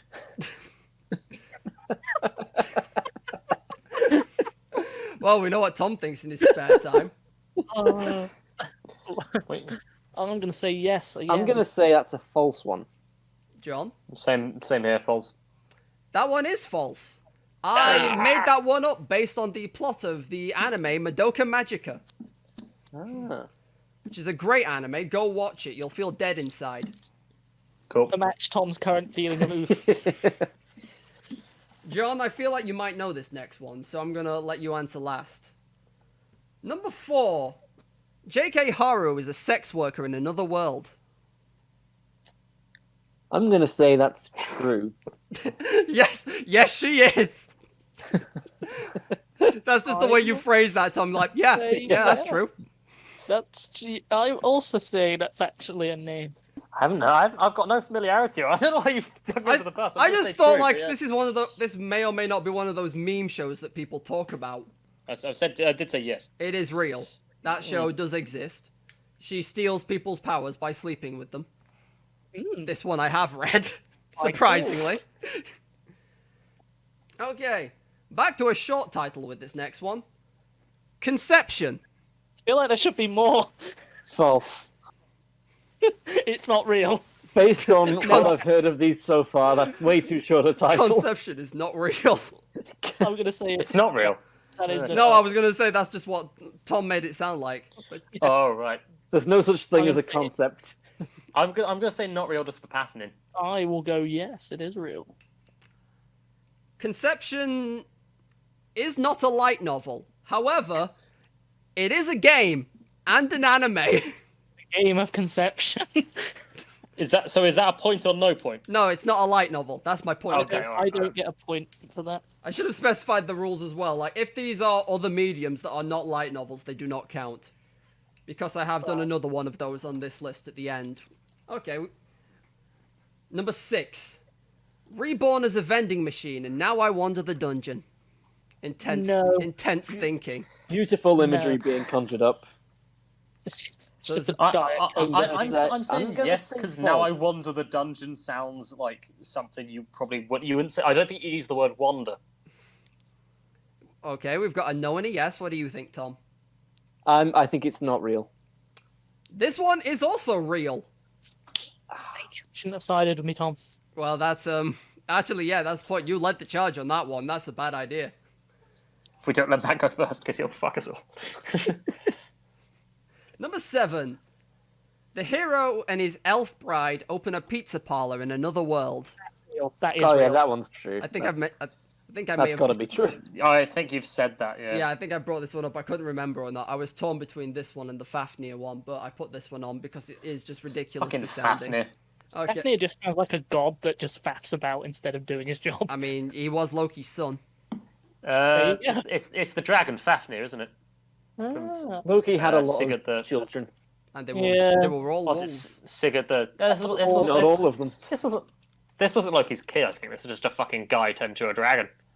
Yeah, just guy turned into a dragon. Loki was involved. He killed his otter brother. It's also brother. Yes. He's Otter. Anyway. I'm starting to think you guys aren't talking about Norse mythology. No, I don't think anyone is. Let's be real. Right. We've got 3 more. I don't think my crush is real, and my classmates die if I ask them. Well, let's say. Oh, I'm gonna say. I'm going to say false. I'm gonna go with the consensus and say false. That is false. That is not that is not a light novel. However, I have taken I've taken it based on another anime / light novel / a manga called Another. Another is great. Go watch it or read it. It's a good ghost story. Absorb it with your eyes either way. Another. I may talk about it on this show at some point, even though I've just summed up the plot. Tom picks up the book, throws it to the ground, and shouts another. Another one. Number 9. My girlfriend, in an inverted commas, keeps murdering people, and she won't stop until she becomes a god. Agony hunt. My girlfriend keeps murdering people. She won't stop until she becomes a god. I'm gonna say. say. Okay, this is a false from Tom. I'll go true. Why not? Oh, I get to pick who I signed with. I'm gonna side with John and say true. You should have sided with Tom. You fool! I was gonna say that's cursing John to failure. This is Yeah. this is fake. However, I did base this title on the anime Mirai Nikki or Future Diary. All right. Because for those of you, I think, have you seen it, John?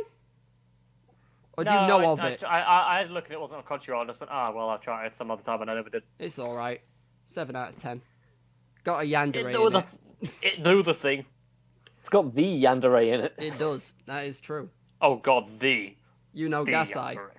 Or Charles Manson. Oh god. It's got Charles Manson in it.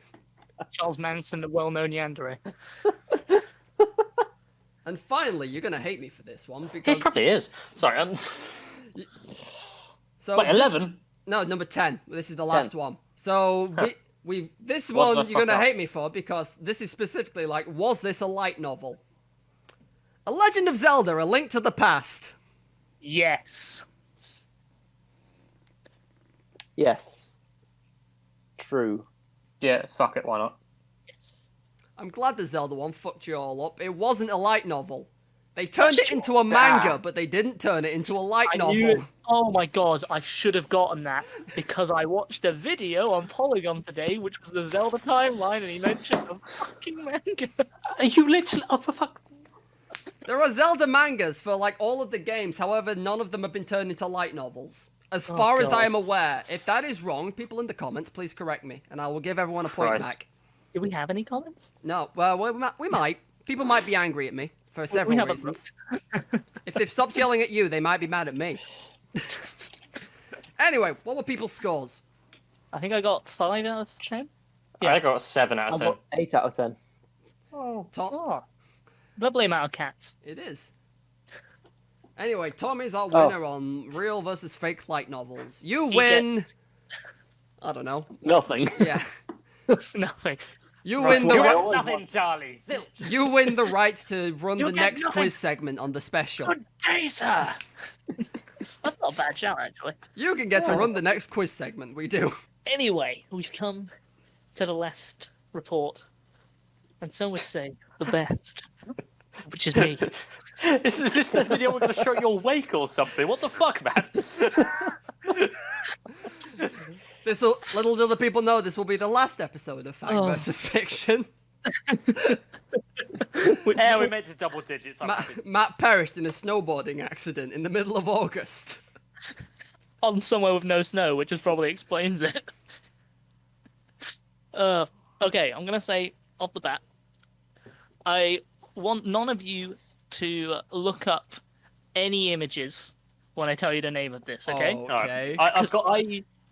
I want fuck, to. I I want to thought read out family. the story. I want to read the descriptions, and I want you to tell me what you think it looks like before I post the picture. That's fine. I'm googling something for later anyway. That's all I'm doing. Okay. There we go. I've got. So, deep in the swampy, pine-riddled forests of North Carolina sits the small, peaceful, and inconspicuous town of Bladenboro. Your What a typical name. country American town. Bladenboro. Bladenboro. Bladenboro. Like a mole with a You're- knife. It's got a crest of a No. crest of a sword and a shovel. Oh, okay. That's a town of a D&D thing now. Done. All right. Bladenboro. Bladenboro. Your typical country American town. This wholesome community was rocked by a series of brutal attacks over 2 weeks in the winter of 1953 to 54. People Where were- is? Sorry. Where No, is no, no. Bladenboro? Bladenboro is in North Carolina. Ah, right. People refused to leave their homes. Pets and livestock were massacred. And some say it was the precursor to the chupacabra as it devoured the blood of the innocent. Apparently. But as we'll see, I'm not quite sure it did. Apparently. This week, I combine... I don't know whether to make that this episode's title, just apparently in all caps. Yes. This week, I combine my roots with topics of the other two specials to bring you the Beast of Bladenboro. We're talking about vampires, and we're talking about cryptids. Your roots. Yeah, the specials. When Matt Oh. was a vampire cryptid Yeah. back in I the was gonna day. say, He's you've going never back been to his North roots. Carolina, you shit. I was gonna say you didn't do the Beast of Bray Road. That wasn't you. Don't take credit for that. Second beast cryptid. I was referring to more cryptids and vampires. Yeah. So, PSA warning, mainly for John. There are a lot of dog deaths. That's fine. I watched JoJo. Oh, then you'll be fine. The year was 1953, December 30th, December 29th. Can we not? Yeah, it was 1953. See, Cole Phelps is on the case. I almost said Fel Colps is on the case. Fel Culp sounds like Mirror, see? Fel Culp sounds like a WoW warlock. He's the Waluigi of Cole Phelps. We can't call it. Please don't call it that. Okay, that's good. I will not do the voice because I don't think I can keep that up. Good. That's fine. So it was 1953, December 29th. Several villagers of the nearby town of Clarkton, which was quite close to Blainborough, witnessed the maneuverings of a creature described as sleek, black, and about 5 feet long. Just he's like fucking drifting through the trees. That's some good maneuvering right there. They've got deja vu on in the background. Have I been in this place before? Also, I imagine Clarkson sound like they'd probably get shit on by Bladenborough all the time. I mean, like, There's probably a huge rivalry. I don't know why. I wanted to start calling it Sword and Board. Oh. Down at Sword and Board. Oh, What dear. was the other thing? It was sleek, black, and what? And about 5 feet long. So it's a Cadillac so 5 feet far. long. It's Cadillac. It's like Cadillac maneuvering. oh god. Oh. Its victim, a poor local pooch unlucky enough to be out at the time of the incident. There's no word Pooch. on what happened to the A pooch. pooch, John, not a cooch. There's no word of how it died. Apparently, it just died. Well, that's gonna go down. That's That's gonna go down badly. Yeah, I'm gonna say. We're just gonna brush. We're just gonna brush over what John's doing. Let's go to the dead dog. It's more preferable. Go to the It's fine. dead dog. There was no description on what happened to the dog, but apparently a dog died. As soon as the creature was seen, it vanished into the night. Locals thought nothing of it. Little did they know it had taken the liberty of skipping town, Ah, yes. crossing 8 miles I thought. to the woods of Bladenborough. Ah, yes. 5 foot long creature vanished into the night. Yeah, it's nothing. I had a real issue there because I generally thought you were going to say like creature vanished in the night. Look, took no notice of this apart from the fact it was in the day. And just like, it just kind of broke me. It changed day into night and vanished. So he's gone from a fucking warlock to a chronomancer. Great. Piss off! You played one. Oh. Oh dear. Smash cut to December 31st, New Year of 1953. Smash dance. New Year Smash dance. was in full swing for local Bladenborough resident Johnny Vause, spelled V-A-U-S-E. I thought you were gonna say like Gauss. Yeah, close enough. But Vouse in the at house. about there's a Vause in the house. Get me gun. But I live here, Ma. Oh no, the dementia's hit hard. She's gone Yorkshire. I like that we've established in this episode, in our minds, every American has a Yorkshire accent. As they should do. Tom. Oh no. Hello, it's me, a typical North Carolinian. Johnny Vause. Anyways, I saw the creature maneuvering. I hate to say that. I hate to say it was the joke John made about dementia that made me crease up, but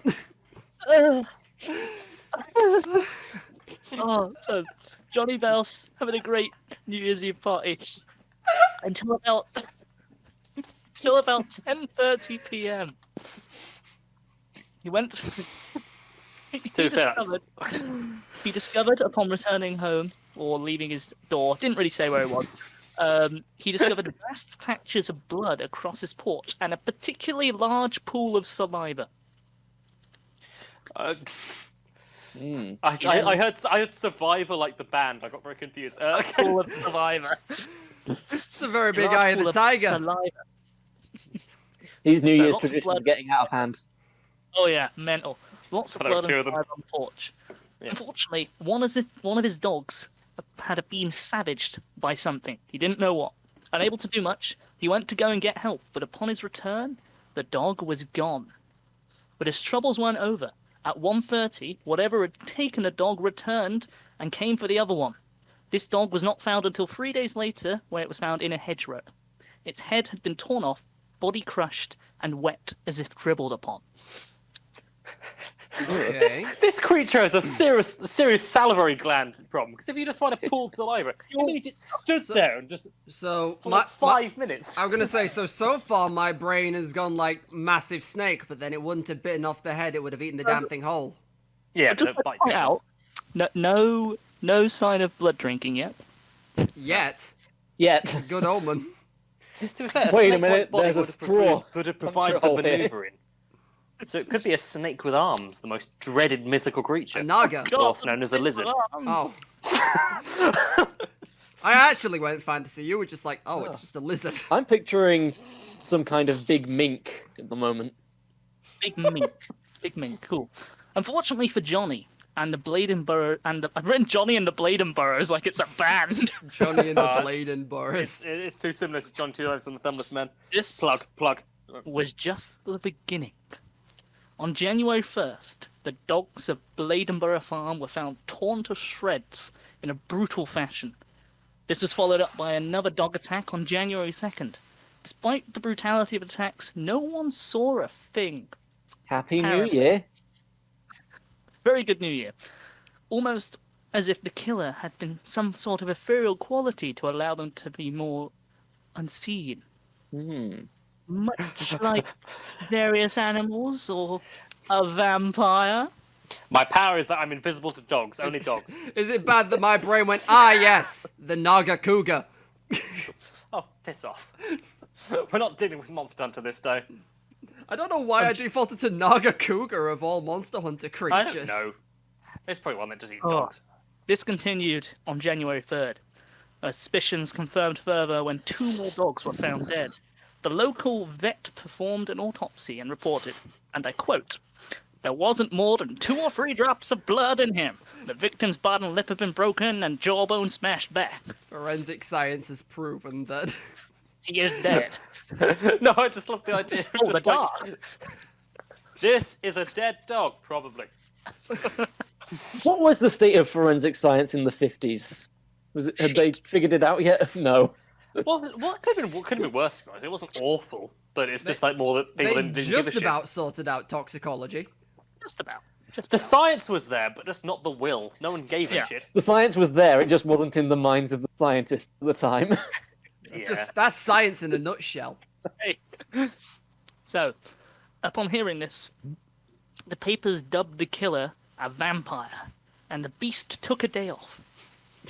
Oh, But not for that's long. nice.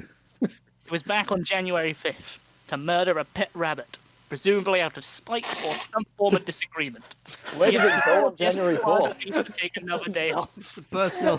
Yo, Bugsy, you owe me my money. Shank. Oh, this is awful. So he Turns went out on he holiday. For a murdered day. Bugs Bunny. He went on holiday for a day, came back, killed a rabbit, took another day off. Very busy beast. On January fair 7th, enough. That's how it it upped works. its game. It upped its game. Oh. Killing another dog, dragging it to the swamp, and then murdering a goat by flattening its head. Hang on. Just walking up to a Hang goat, on. just going, Just tango to go. I don't know why that makes you so laugh so hard. So, can I just get like, When you say there's not been a lot of description. I'd like, what do you guys thinking this is, you know? when you A say cult at this flattening point. its head. What? It's a cult disguised as the human centipede, I think, at this point. You said it was All 5 very- foot long, and that's why I'm confused. It's all very vampire-like actions, as you can see. Dracula, well known for smashing. If I had a nickel for any time Dracula flattened a goat head. Oh yeah, I everyone knows that Vlad Tepes was known to take the Waluigi mallet to the fucking goat's head. That's what he did. Everyone knew that Vlad Every day had of the beef week. with the local rabbits. Oh dear. So, You have to, to be fair, you have to up your game after you go after a rabbit because there's nothing down to go, is there really? Unless you take on Maybe the like mice. A vole, Like maybe? maybe like maybe a vehement assault against a hamster, but apart from that, I can't think of much. So, Oh, what were the I hate this. locals up to in this time period? Not a lot. I've labelled by the this sound of little it. segment. Labelled this little segment. Mark, get my thunder jug. I'll Thunder explain what a Thunder thunder jug jug. is. Alright, say what you like, but Johnny Thunderjug is a fucking good. Johnny Like, Well, that's it's a not a solid solid name when I tell you what a thunder jug is. I'll be the judge of that. So, what were the residents doing while the beast was, doing his thing? So, just to refresh your memories, the beast started attacking on January 29th, 31st, and then all the way from January 1st to January 7th, basically, taking off the 6th and the 4th. So, on January 3rd, Police Chief Roy Fors decided he would search for the beast with his dogs alone. Said dogs were uninterested and refused to follow the trail. We don't specify what the trail was or if there was actually a trail. So it just sounds like the police chief took his dogs out for a walk. I'm helping. To I'll be just fair, take dogs out for a walk, and if they smell something, they smell something. And we'll go from there. Is this the Yorkshire special?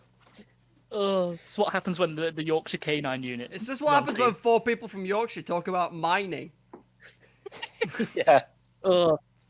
So on January 4th, so the beast's first day off, half a dozen, what was Vacation described as day. half a dozen brave youths searched with dogs in the day, while at night, 4 and 8 to 10 officers hunted the surrounding area. Again, just sounds like they're taking their dogs out for walks. They don't find anything. Isn't that what just using sniffer dogs is in reality? Basically. But they didn't find anything. Oh, it's my turn to walk the sniffer dog. Oh, me too. Where's the Thunderjug come into this? I'll be there in a minute. Okay. Hunters from nearby Wilmington had also searched, allegedly hunting the beast for 3 miles around the swamp with no sighting or tracks, which leads me to believe they were just walking, and makes me feel very... I know exactly what you guys felt like when you were watching me do Call of the Wild, or Hunter Call of the Wild and hunting that bear. Can you really call it hunting if there's no trail or tracks or any sign of a beast? Does the Man, bear a even track, exist? So this is what the people who wanted to make a difference were trying to do. Most of the residents were too scared to leave their homes. What with the paper dubbing it a vampire and dogs and pets being killed. I still think it's some kind of abnormally large mink. Well, the residents obviously thought it was more than that, because they basically took to buying chamber pots and that they could use at the night because they wouldn't go to the outhouses. And for whatever reason, they dubbed these chamber pots thunder jugs. I don't know why. Intimidation factor. It makes me think the people of Bladenborough had terrible bowel movements. I'm gonna say that's just basically what it is. It's just It's North Carolina. I mean, the food there is. I mean, it's by the sound of things, the food there is pretty decent. So it'll probably ruin you Yeah, as a man, as a person. it's like a thunderclap whenever it comes out. Hence the name. cleared for 50 yards. So on January 5th, the day the beast killed that rabbit, they just sent out 500 people and dogs to search the woody swampland. They don't say what the division between man and dog was, presumably more men than dogs. Huh. Well, yeah. One man with 499 dogs. I'm ready for your beast. I am. I'm one of those people you hire to take dogs out. Very I'm the thoughtful. king of the canines. This was up to 800 people on January 6th. Chief Fors was told off for trying to use live dogs as bait. Local wildlife protectors said no. The search was then ended due to safety concerns. That being said, up to 1,000 people came out the following day. Oof. So basically the whole village is like hunting for the beast, or just like, oh yeah, it's nice to be out and about. Let's take a walk. Yeah. Take Could do dogs with a out bit for of a walk. walk. So, after the 7th, you'll have noticed there's been barely any fucking sightings of this thing. Yes. Yeah, the So only if someone descriptors saw we've it had once, is it's they sleek think- and dark, And, and 5 maybe foot 5 long. foot long. Oh, don't worry, And- don't worry. There's going to be some descriptions. Can squash a goat's head. Yeah. So So after the 5 7th foot long and dummy thick.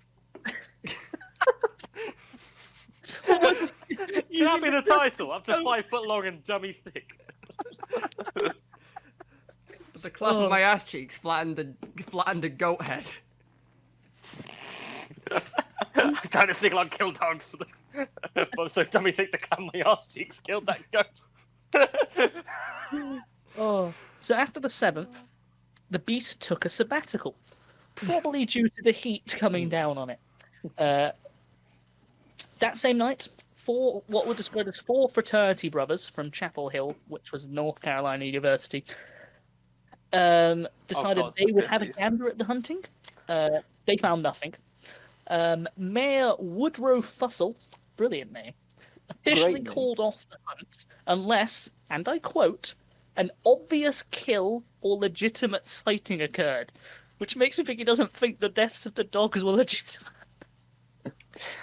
What? I mean, not to be that guy, but people have done more for less. Yeah, Very true. And also, to be fair, there's shit tons of... last time I checked, there was quite a few cougars in North Carolina, both the literal and metaphorical kind. Indeed. So, everything quietened down for a few days. And then on January 13th, Luther Davis, a local farmer, who presumably or possibly lost one of the dogs, as in he had one that killed, he didn't lose the dog. I can't find my dog.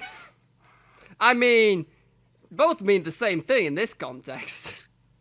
Well, Luther Davis shot and killed a bobcat he found stuck in Massive paws. in Big Swamp, which was 4 miles out of Bladenboro. They've just called it Big Swamp. It's not Bladenboro Swamp. It's Big Swamp. They use the full naming energy on Bladenboro. I generally don't know if a bobcat can kill a particularly big dog. Well, I don't know. You said it's got big paws, big enough to squash a goat's head. Big enough as bobcat. Oh, yeah, I didn't even think about that. Just fucking blowing out the eardrums of the goat. I wouldn't do that. Discombobulated a goat. So hard it crushed his skull. It would seem the beast had been caught skipping town. Fussell, the mayor, told the papers Fussell told the papers that it had been found and killed, stringing the bobcat up to the town flagpole with the sign, "This is the beast of Bladenboro." It would seem like the killer had been killed. Nah, the hunter had become the hunted. The vampire had been shot. Or had it? Nah. No. Well, many residents were not convinced, much like John, that a small bobcat could have killed those dogs, let alone a goat and a rabbit in such brutal manner. Not sure why I added the I was rabbit. gonna say, Why would the rabbit last? That rabbit's dynamite! and big pointy teeth. Pointy. We're all men of culture here. Only on the same day as the bobcat was shot, a man called Bruce Souls of Tabor City hit a cat with his car. He then took this cat home, not letting anyone see it. But he said it was the beast of Bladenboro. Other hunters claimed it may have killed it, but whatever happened to it, the beast was seemingly gone. So, I ask this. What exactly was the beast of Bladenboro? If it wasn't a bobcat, what was it? Well, opinions are divided. Most agree that some form of wild animal. Some say a spotted leopard, 20 to 24 inches high, and about 75 to 90 pounds. I know, very specific. Some say, who's that guy? Why has he got such good figures? Fucking wrote Encyclopedia Britannica. Is that a guy who's lost a spotted leopard and is trying not to let on the fact he's lost it? Some say it's a spotted leopard about this long and about this high and likes to be called Felix. I'm thinking of the Bruce Souls guy of Tabor City, which makes him sound like some weird, shitty adventurous. So he says it was a Lied leopard. about hunting elephants in Africa. Oh, God. A fucking leopard. Okay. Others say it was more like a... What the... others say it was more 4.5 feet long, more of a half... Oh, fucking hell. Others say it was more of an animal about 4.5 foot long. Kind of like a panther or a bear. I don't know about you, but I don't know any bears that are 4 foot long. I don't They tend know any bears. tend to be longer than that. Tend to be bigger. Usually, So, That's the concern. unless they're very young. I mean, like, is North Carolina known for a bear problem? I don't know. I think they They'll have have black bears. in North Carolina. Black bears. I mean, Yeah, dark well, they- figure, 4 foot long, could have been a smaller bear. Sleek, Never bear that's been on a as a summer dark diet. figure. Ninja bear. Have you ever heard a bear described as manoeuvring, though? That's the key thing. Some described the cry the beast made as that of a baby.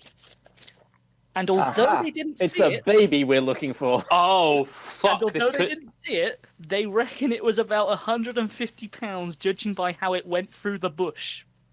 I reckon it's a cougar, to be honest. Because if you ever heard a mountain lions like scream, they scream like a woman in pain, and it's horrifying. Honestly, it's a genuine fact. Well, the paper said, this was the paper, Sorry. that it was probably about 20 inches high, had a long tail of 14 inches that was dark in colour. The face, possibly like that of a cat. They're not entirely sure. Only I ain't seen a cat that big. It was walking around stealthily and sneaky-like. Is that the actual description, or? Actual quote that they had in the paper that someone gave them. You ain't seen no Got cat the no big face of that a like cat that, do and you? the cunning of a man. I ain't seen no cats that size round here, Mr. Gandalf. I ain't dropping no cats. I ain't squashing no goats. Fuck's sake. Look, Well, just the way you many- said it, I couldn't help it. Many of the tracks, or the tracks that they apparently thought were a beast, were described as having inch-long claws for an animal that was roughly 80 to 90 pounds. On January 5th, one resident said a mountain lion 3 houses down, which makes it sound like it was living there, Old Gregory down that way. which, this relating to John's point, ran at her screaming like a woman with a knife in her back before fleeing. Fucking told you. Doesn't say what scared it off, but apparently it ran at her screaming and then ran away. I know people like that. I know. Quote from Chief Fours here. When Chief Fours saw the tracks, he said they were bigger than a silver dollar. I have no bearing on how big a silver dollar is, but I think that Give me a second. coin? most tracks are. If I just Google silver dollar, what the fuck? US dollar coins. It's not going to be the coins. They're little. It's only 26 millimeters wide. I don't no, think Chief Fours is a very smart man. I think Chief Force has been hitting the whiskey or the dog blood. I don't know which, but anyway. So on January 6th, so when the beast decided, or the gap between one of the kills, or whenever it was around. The 6th was one of its days off, wasn't it? I think so, yeah. On one of its days off, a kid apparently saw a big God. cat making baby sounds on his porch for a bit, and then it went away. On They January, fucked off, governor. January 11th, 2 cars stopped for an animal 4 foot long with manky-looking ears and brownish tufts of fur on it. Hey, apparently they stopped for what is presumably a cat. Ultimately, I'm not sure why, people are divided on whether the beast was one of the following: a bear, a panther, a coyote, another dog, a wolf, a mountain lion, a Mississippi cougar, a catamount, which is just another type of cougar, a wolverine, a wild police dog, and my personal favourite, a German Shepherd and Hound mix called Big Boy that had been given to a native. Big boy! To a Native American boy who lived by the swamp. Come on, Matt, you only needed one more. Big You could have boy. invented the new American Zodiac. After all, Big Boy was dark with a long bushy tail, could leap 6-foot fences and kill chickens. You may have noticed that none of these animals, however, drink blood, and only one attack saw a bloodless body. Perhaps there was no beast. Perhaps the real beast was man all along, or maybe it went on holiday at just the right time. Just the idea of this German Shepherd called Big Boy just fucking discombobulating a goat. That's not how any of this works. That's I the am one thing amazed. that's throwing me off right now. I Like, can see the vein in my head because the light. So, now that so I'm going to show you a picture in a second, but okay. artist John, impression. I'm pretty sure you think this is a mountain lion. I guess, but It's What's a- everybody kind of thinking it looks Like, like? Based on that or a link? cougar. But I'm like thinking jet it's one of black. the a feline. mountain lion is a cougar. Oh, Or you yeah, it's but like I based like on, like Googled like mountain lions, and they aren't like dark in color. oh yeah, like You know what? I'll go the outside thing. Capybara. oh Yeah. capybara. As much as I was Actually, championing mink early on, I tapir don't think a mink is strong enough to squash a goat's head. Yeah. Tapir could do it. Don't fuck with a tapir. So this is an artist's interpretation of the Beast of Bladenborough. It's a pretty cool picture. Huh. Big fangs. That's a very small picture. Yeah, it's Quite just- a nasty looking creature. Which makes me think the fact that for whatever reason everybody's debated what it is, it's almost certainly a mountain lion. Almost certain. It looks like they mixed a mountain lion with like both saber-tooth and bobcat characteristics, and then they just gave it pubes for a tail. Essentially. Yeah. Essentially. Which is why I'm amazed that the list of possible suspects was that long. I mean, what do you I mean? don't know if a mountain lion can crush a goat's head. What do you flat. mean it's not Big Boy? I mean, it's not that it couldn't; it's just that it probably wouldn't. Yeah. They're big bastards. well. Oh, they're saying that bears do when they attack other bears. They go for the skull. Most dangerous part of the body? The most What? brittle. I mean, technically, but yeah. Oh, I Well- guess the mind is in there, so in that sense. Because the bears understand the mind. Look, bears know Bears- to discombobulate each other. If there's one thing I know about bears, bears understand the mind. They Well, just heard like one guy say "know your enemy" once, and they took it way too fucking literally, and then just We're not Uh. quite finished with the Beast of Bladenborough. oh god. Because as I said, perhaps it did just go on holiday at the right time. Because on December 15th, 1954, so the tail end of that year, 5 medium-sized pigs and 3 chickens were found dead with crushed skulls, torn legs, and no blood. I don't know what Crushed 5 skull. medium. I don't know what That's the qualifies as a that's the medium. calling pig. card. That yay big. Oh, yeah, big. Ugh. And the very next day, it killed a stray dog.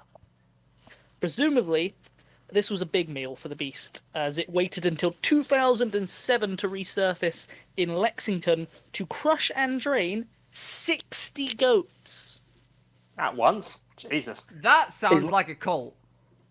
It That's then moved 30 miles to Greenboro to do it again. Again, that sounds like a cult. Does it? To be fair, would you join a cult called the Goat Crushers? Because I don't know, I'd be on the fence. Then I'd go Gets to a better. meeting to see what it was all about. Yeah, exactly. You would. You have to. so The Goat Crushers. You walk up and they just crush goats. Huh, don't know what I expected. the last sighting of the Beast and Bladenborough occurred. Tell you what. All of you have a guess where it turned up, and I'm going to say it's outside of America. Where and when? Should we guess? Just where Outside of America. Okay. country do you think it turned up in? Do you mean the continent or just the country? Country. Just guess. Sweden. Birmingham. Scotland. Birmingham is not a country, Tom. Yet. No. It turned up in Bolivia I was. and spent 2 weeks killing pit bulls. Then it went on holiday again. And Not has Mr. been- Worldwide. He's got so much more good music to make. Honestly, after doing that research, I'm convinced that was either a mountain lion or a bloke. It's like 2 options: a guy or a mountain lion. There's no between. But that is the Beast of Bladenborough, who has appeared in a couple of Wow. cryptid You documentaries. say this was in I North couldn't be bothered to- Carolina? Well travelled. I'm just looking at the list of carnivores in North Carolina. There's a lot. Man. I'm just taken in by a creature called the least weasel. Does it have a that's counterpart excellent. which is the most weasel? He's got a long-tailed weasel counterpart, but I don't think. Also, It was apparently like- skunks are carnivores. Yeah. Also, you'll notice that I technically wasn't lying as well when I said taking it back to my roots, because if you remember, my first podcast topic was on cats. Yeah. Well, so was mine. Yeah. It's all Well, coming yeah. together. The conspiracy Yeah. plottons. That was plot chickens. The Beast and Blade Emperor, which I found on a whim by accident because I realised that I needed to do something for the special and panicked at cryptid searches. I mean, like, apparently that- cryptids are good. I like cryptids. Yeah. They're fun. I mean, Wolverines are cool, but they're just not brilliant. I mean, I mean, a Wolverine has taken a bear once before, but I mean, I wouldn't You know, expect it to crush miniature skull. Hugh Jackman. It's well known that the animal is named after Hugh Jackman's X-Men. Yes, that's how it works. Yeah. Before So then, they were just called claw badgers. the Wolverine, also referred as the Glutton, Carcajou, Skunk Bear, or Oh. Quick Hatch. What a name! The Quick Hatch. Right. I was still taken in by skunk bear. Skunk Bear. Well, I heard Skunk Ape is another term for, well, Bigfoot, basically, in Florida. Yeah. Anyway. Well, that is it. That was quite the episode length, wasn't it? I have a headache, despite drinking a full bottle of water. So what you're telling me, Matt, is me and Tom should plug our socials before we leave. Yes. I mean, Matt, I've just been down in side as we started. You guys plug. Tom, Plug please, away. after Well- you. Just don't use the USD. You can't stop me. I have Oh no, a Twitter. mother! We've got into the gender inequality. If there's a USD, why is there not a USV? There's a USC. A US mouse. Yes, sure. So I have a Twitter, which is at randomjot. I have a YouTube channel, which is Tom H. Jordan. And if you want to read the comics I make, then go to Random Jot Comics on Facebook. Well, I have Twitter. It is twitter.com/Gaius_Nix. That's Guias, because I can't fucking spell. You can find me on Twitch under the same name, and I do believe that even though it's not the URL for my YouTube channel, if you search Gaius Nix on there, I'll be that fat. You can find me there as well. Also, end cards are on the end of the video. No. And with Matt that, and John don't have socials as they're men of mystery. Oh, Well, yeah, I could plug something, just not a YouTube channel. you're gonna Do plug it. yourself, John. No, I I'll want just to see you some- plug yourself right now. into all the right. socket. Let's see, what's specifically threatening? Jeremiah 1:12. The Lord said you have observed correctly. This means I watch to make sure all my threats are carried out. That's a Bible quote, let's go. Why are we Bible quoting? Because we need that audience, Matt. We need the hardcore right in America. God. Is Anyway. this how we're ending specials now, with Bible quotes?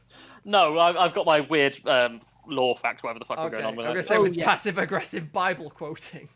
That's fully aggressive. Anyway, right, okay. Did you Well, not okay. feel him reach out the screen and beat you with it? No. I Not might yet. in 5 minutes. The internet's not been great tonight. I've got slow internet. I only feel the beating in 3 minutes or so. It's a really bad internet. I'm going to say that's like terrible ping. You just see my fist forming out of the computer because the bandwidth's so slow. No, anyway. Right. Yes, my weird law today is the Salmon Act of 1986, which is a UK law, which specifies that Parliament has deemed it illegal to handle salmon in suspicious circumstances in the UK. What? It applies to trout, smelt, which is a type of fish apparently, Yeah, freshwater pond smelts. fish, lampreys, and eels. It also does not specify what is considered suspicious. I thought you were going to say. What else? I thought you were going to say, like, even though it's called the Salmon Act, that list did not include a salmon. It did not include a salmon. No, it includes salmon as well. Oh, The, okay. the rest of those. I'm going to Yes. say this is the Salmon Act, but it doesn't count salmon. I'm just glad that Monty Python did a sketch before this, because that's definitely suspicious. Good night, everyone.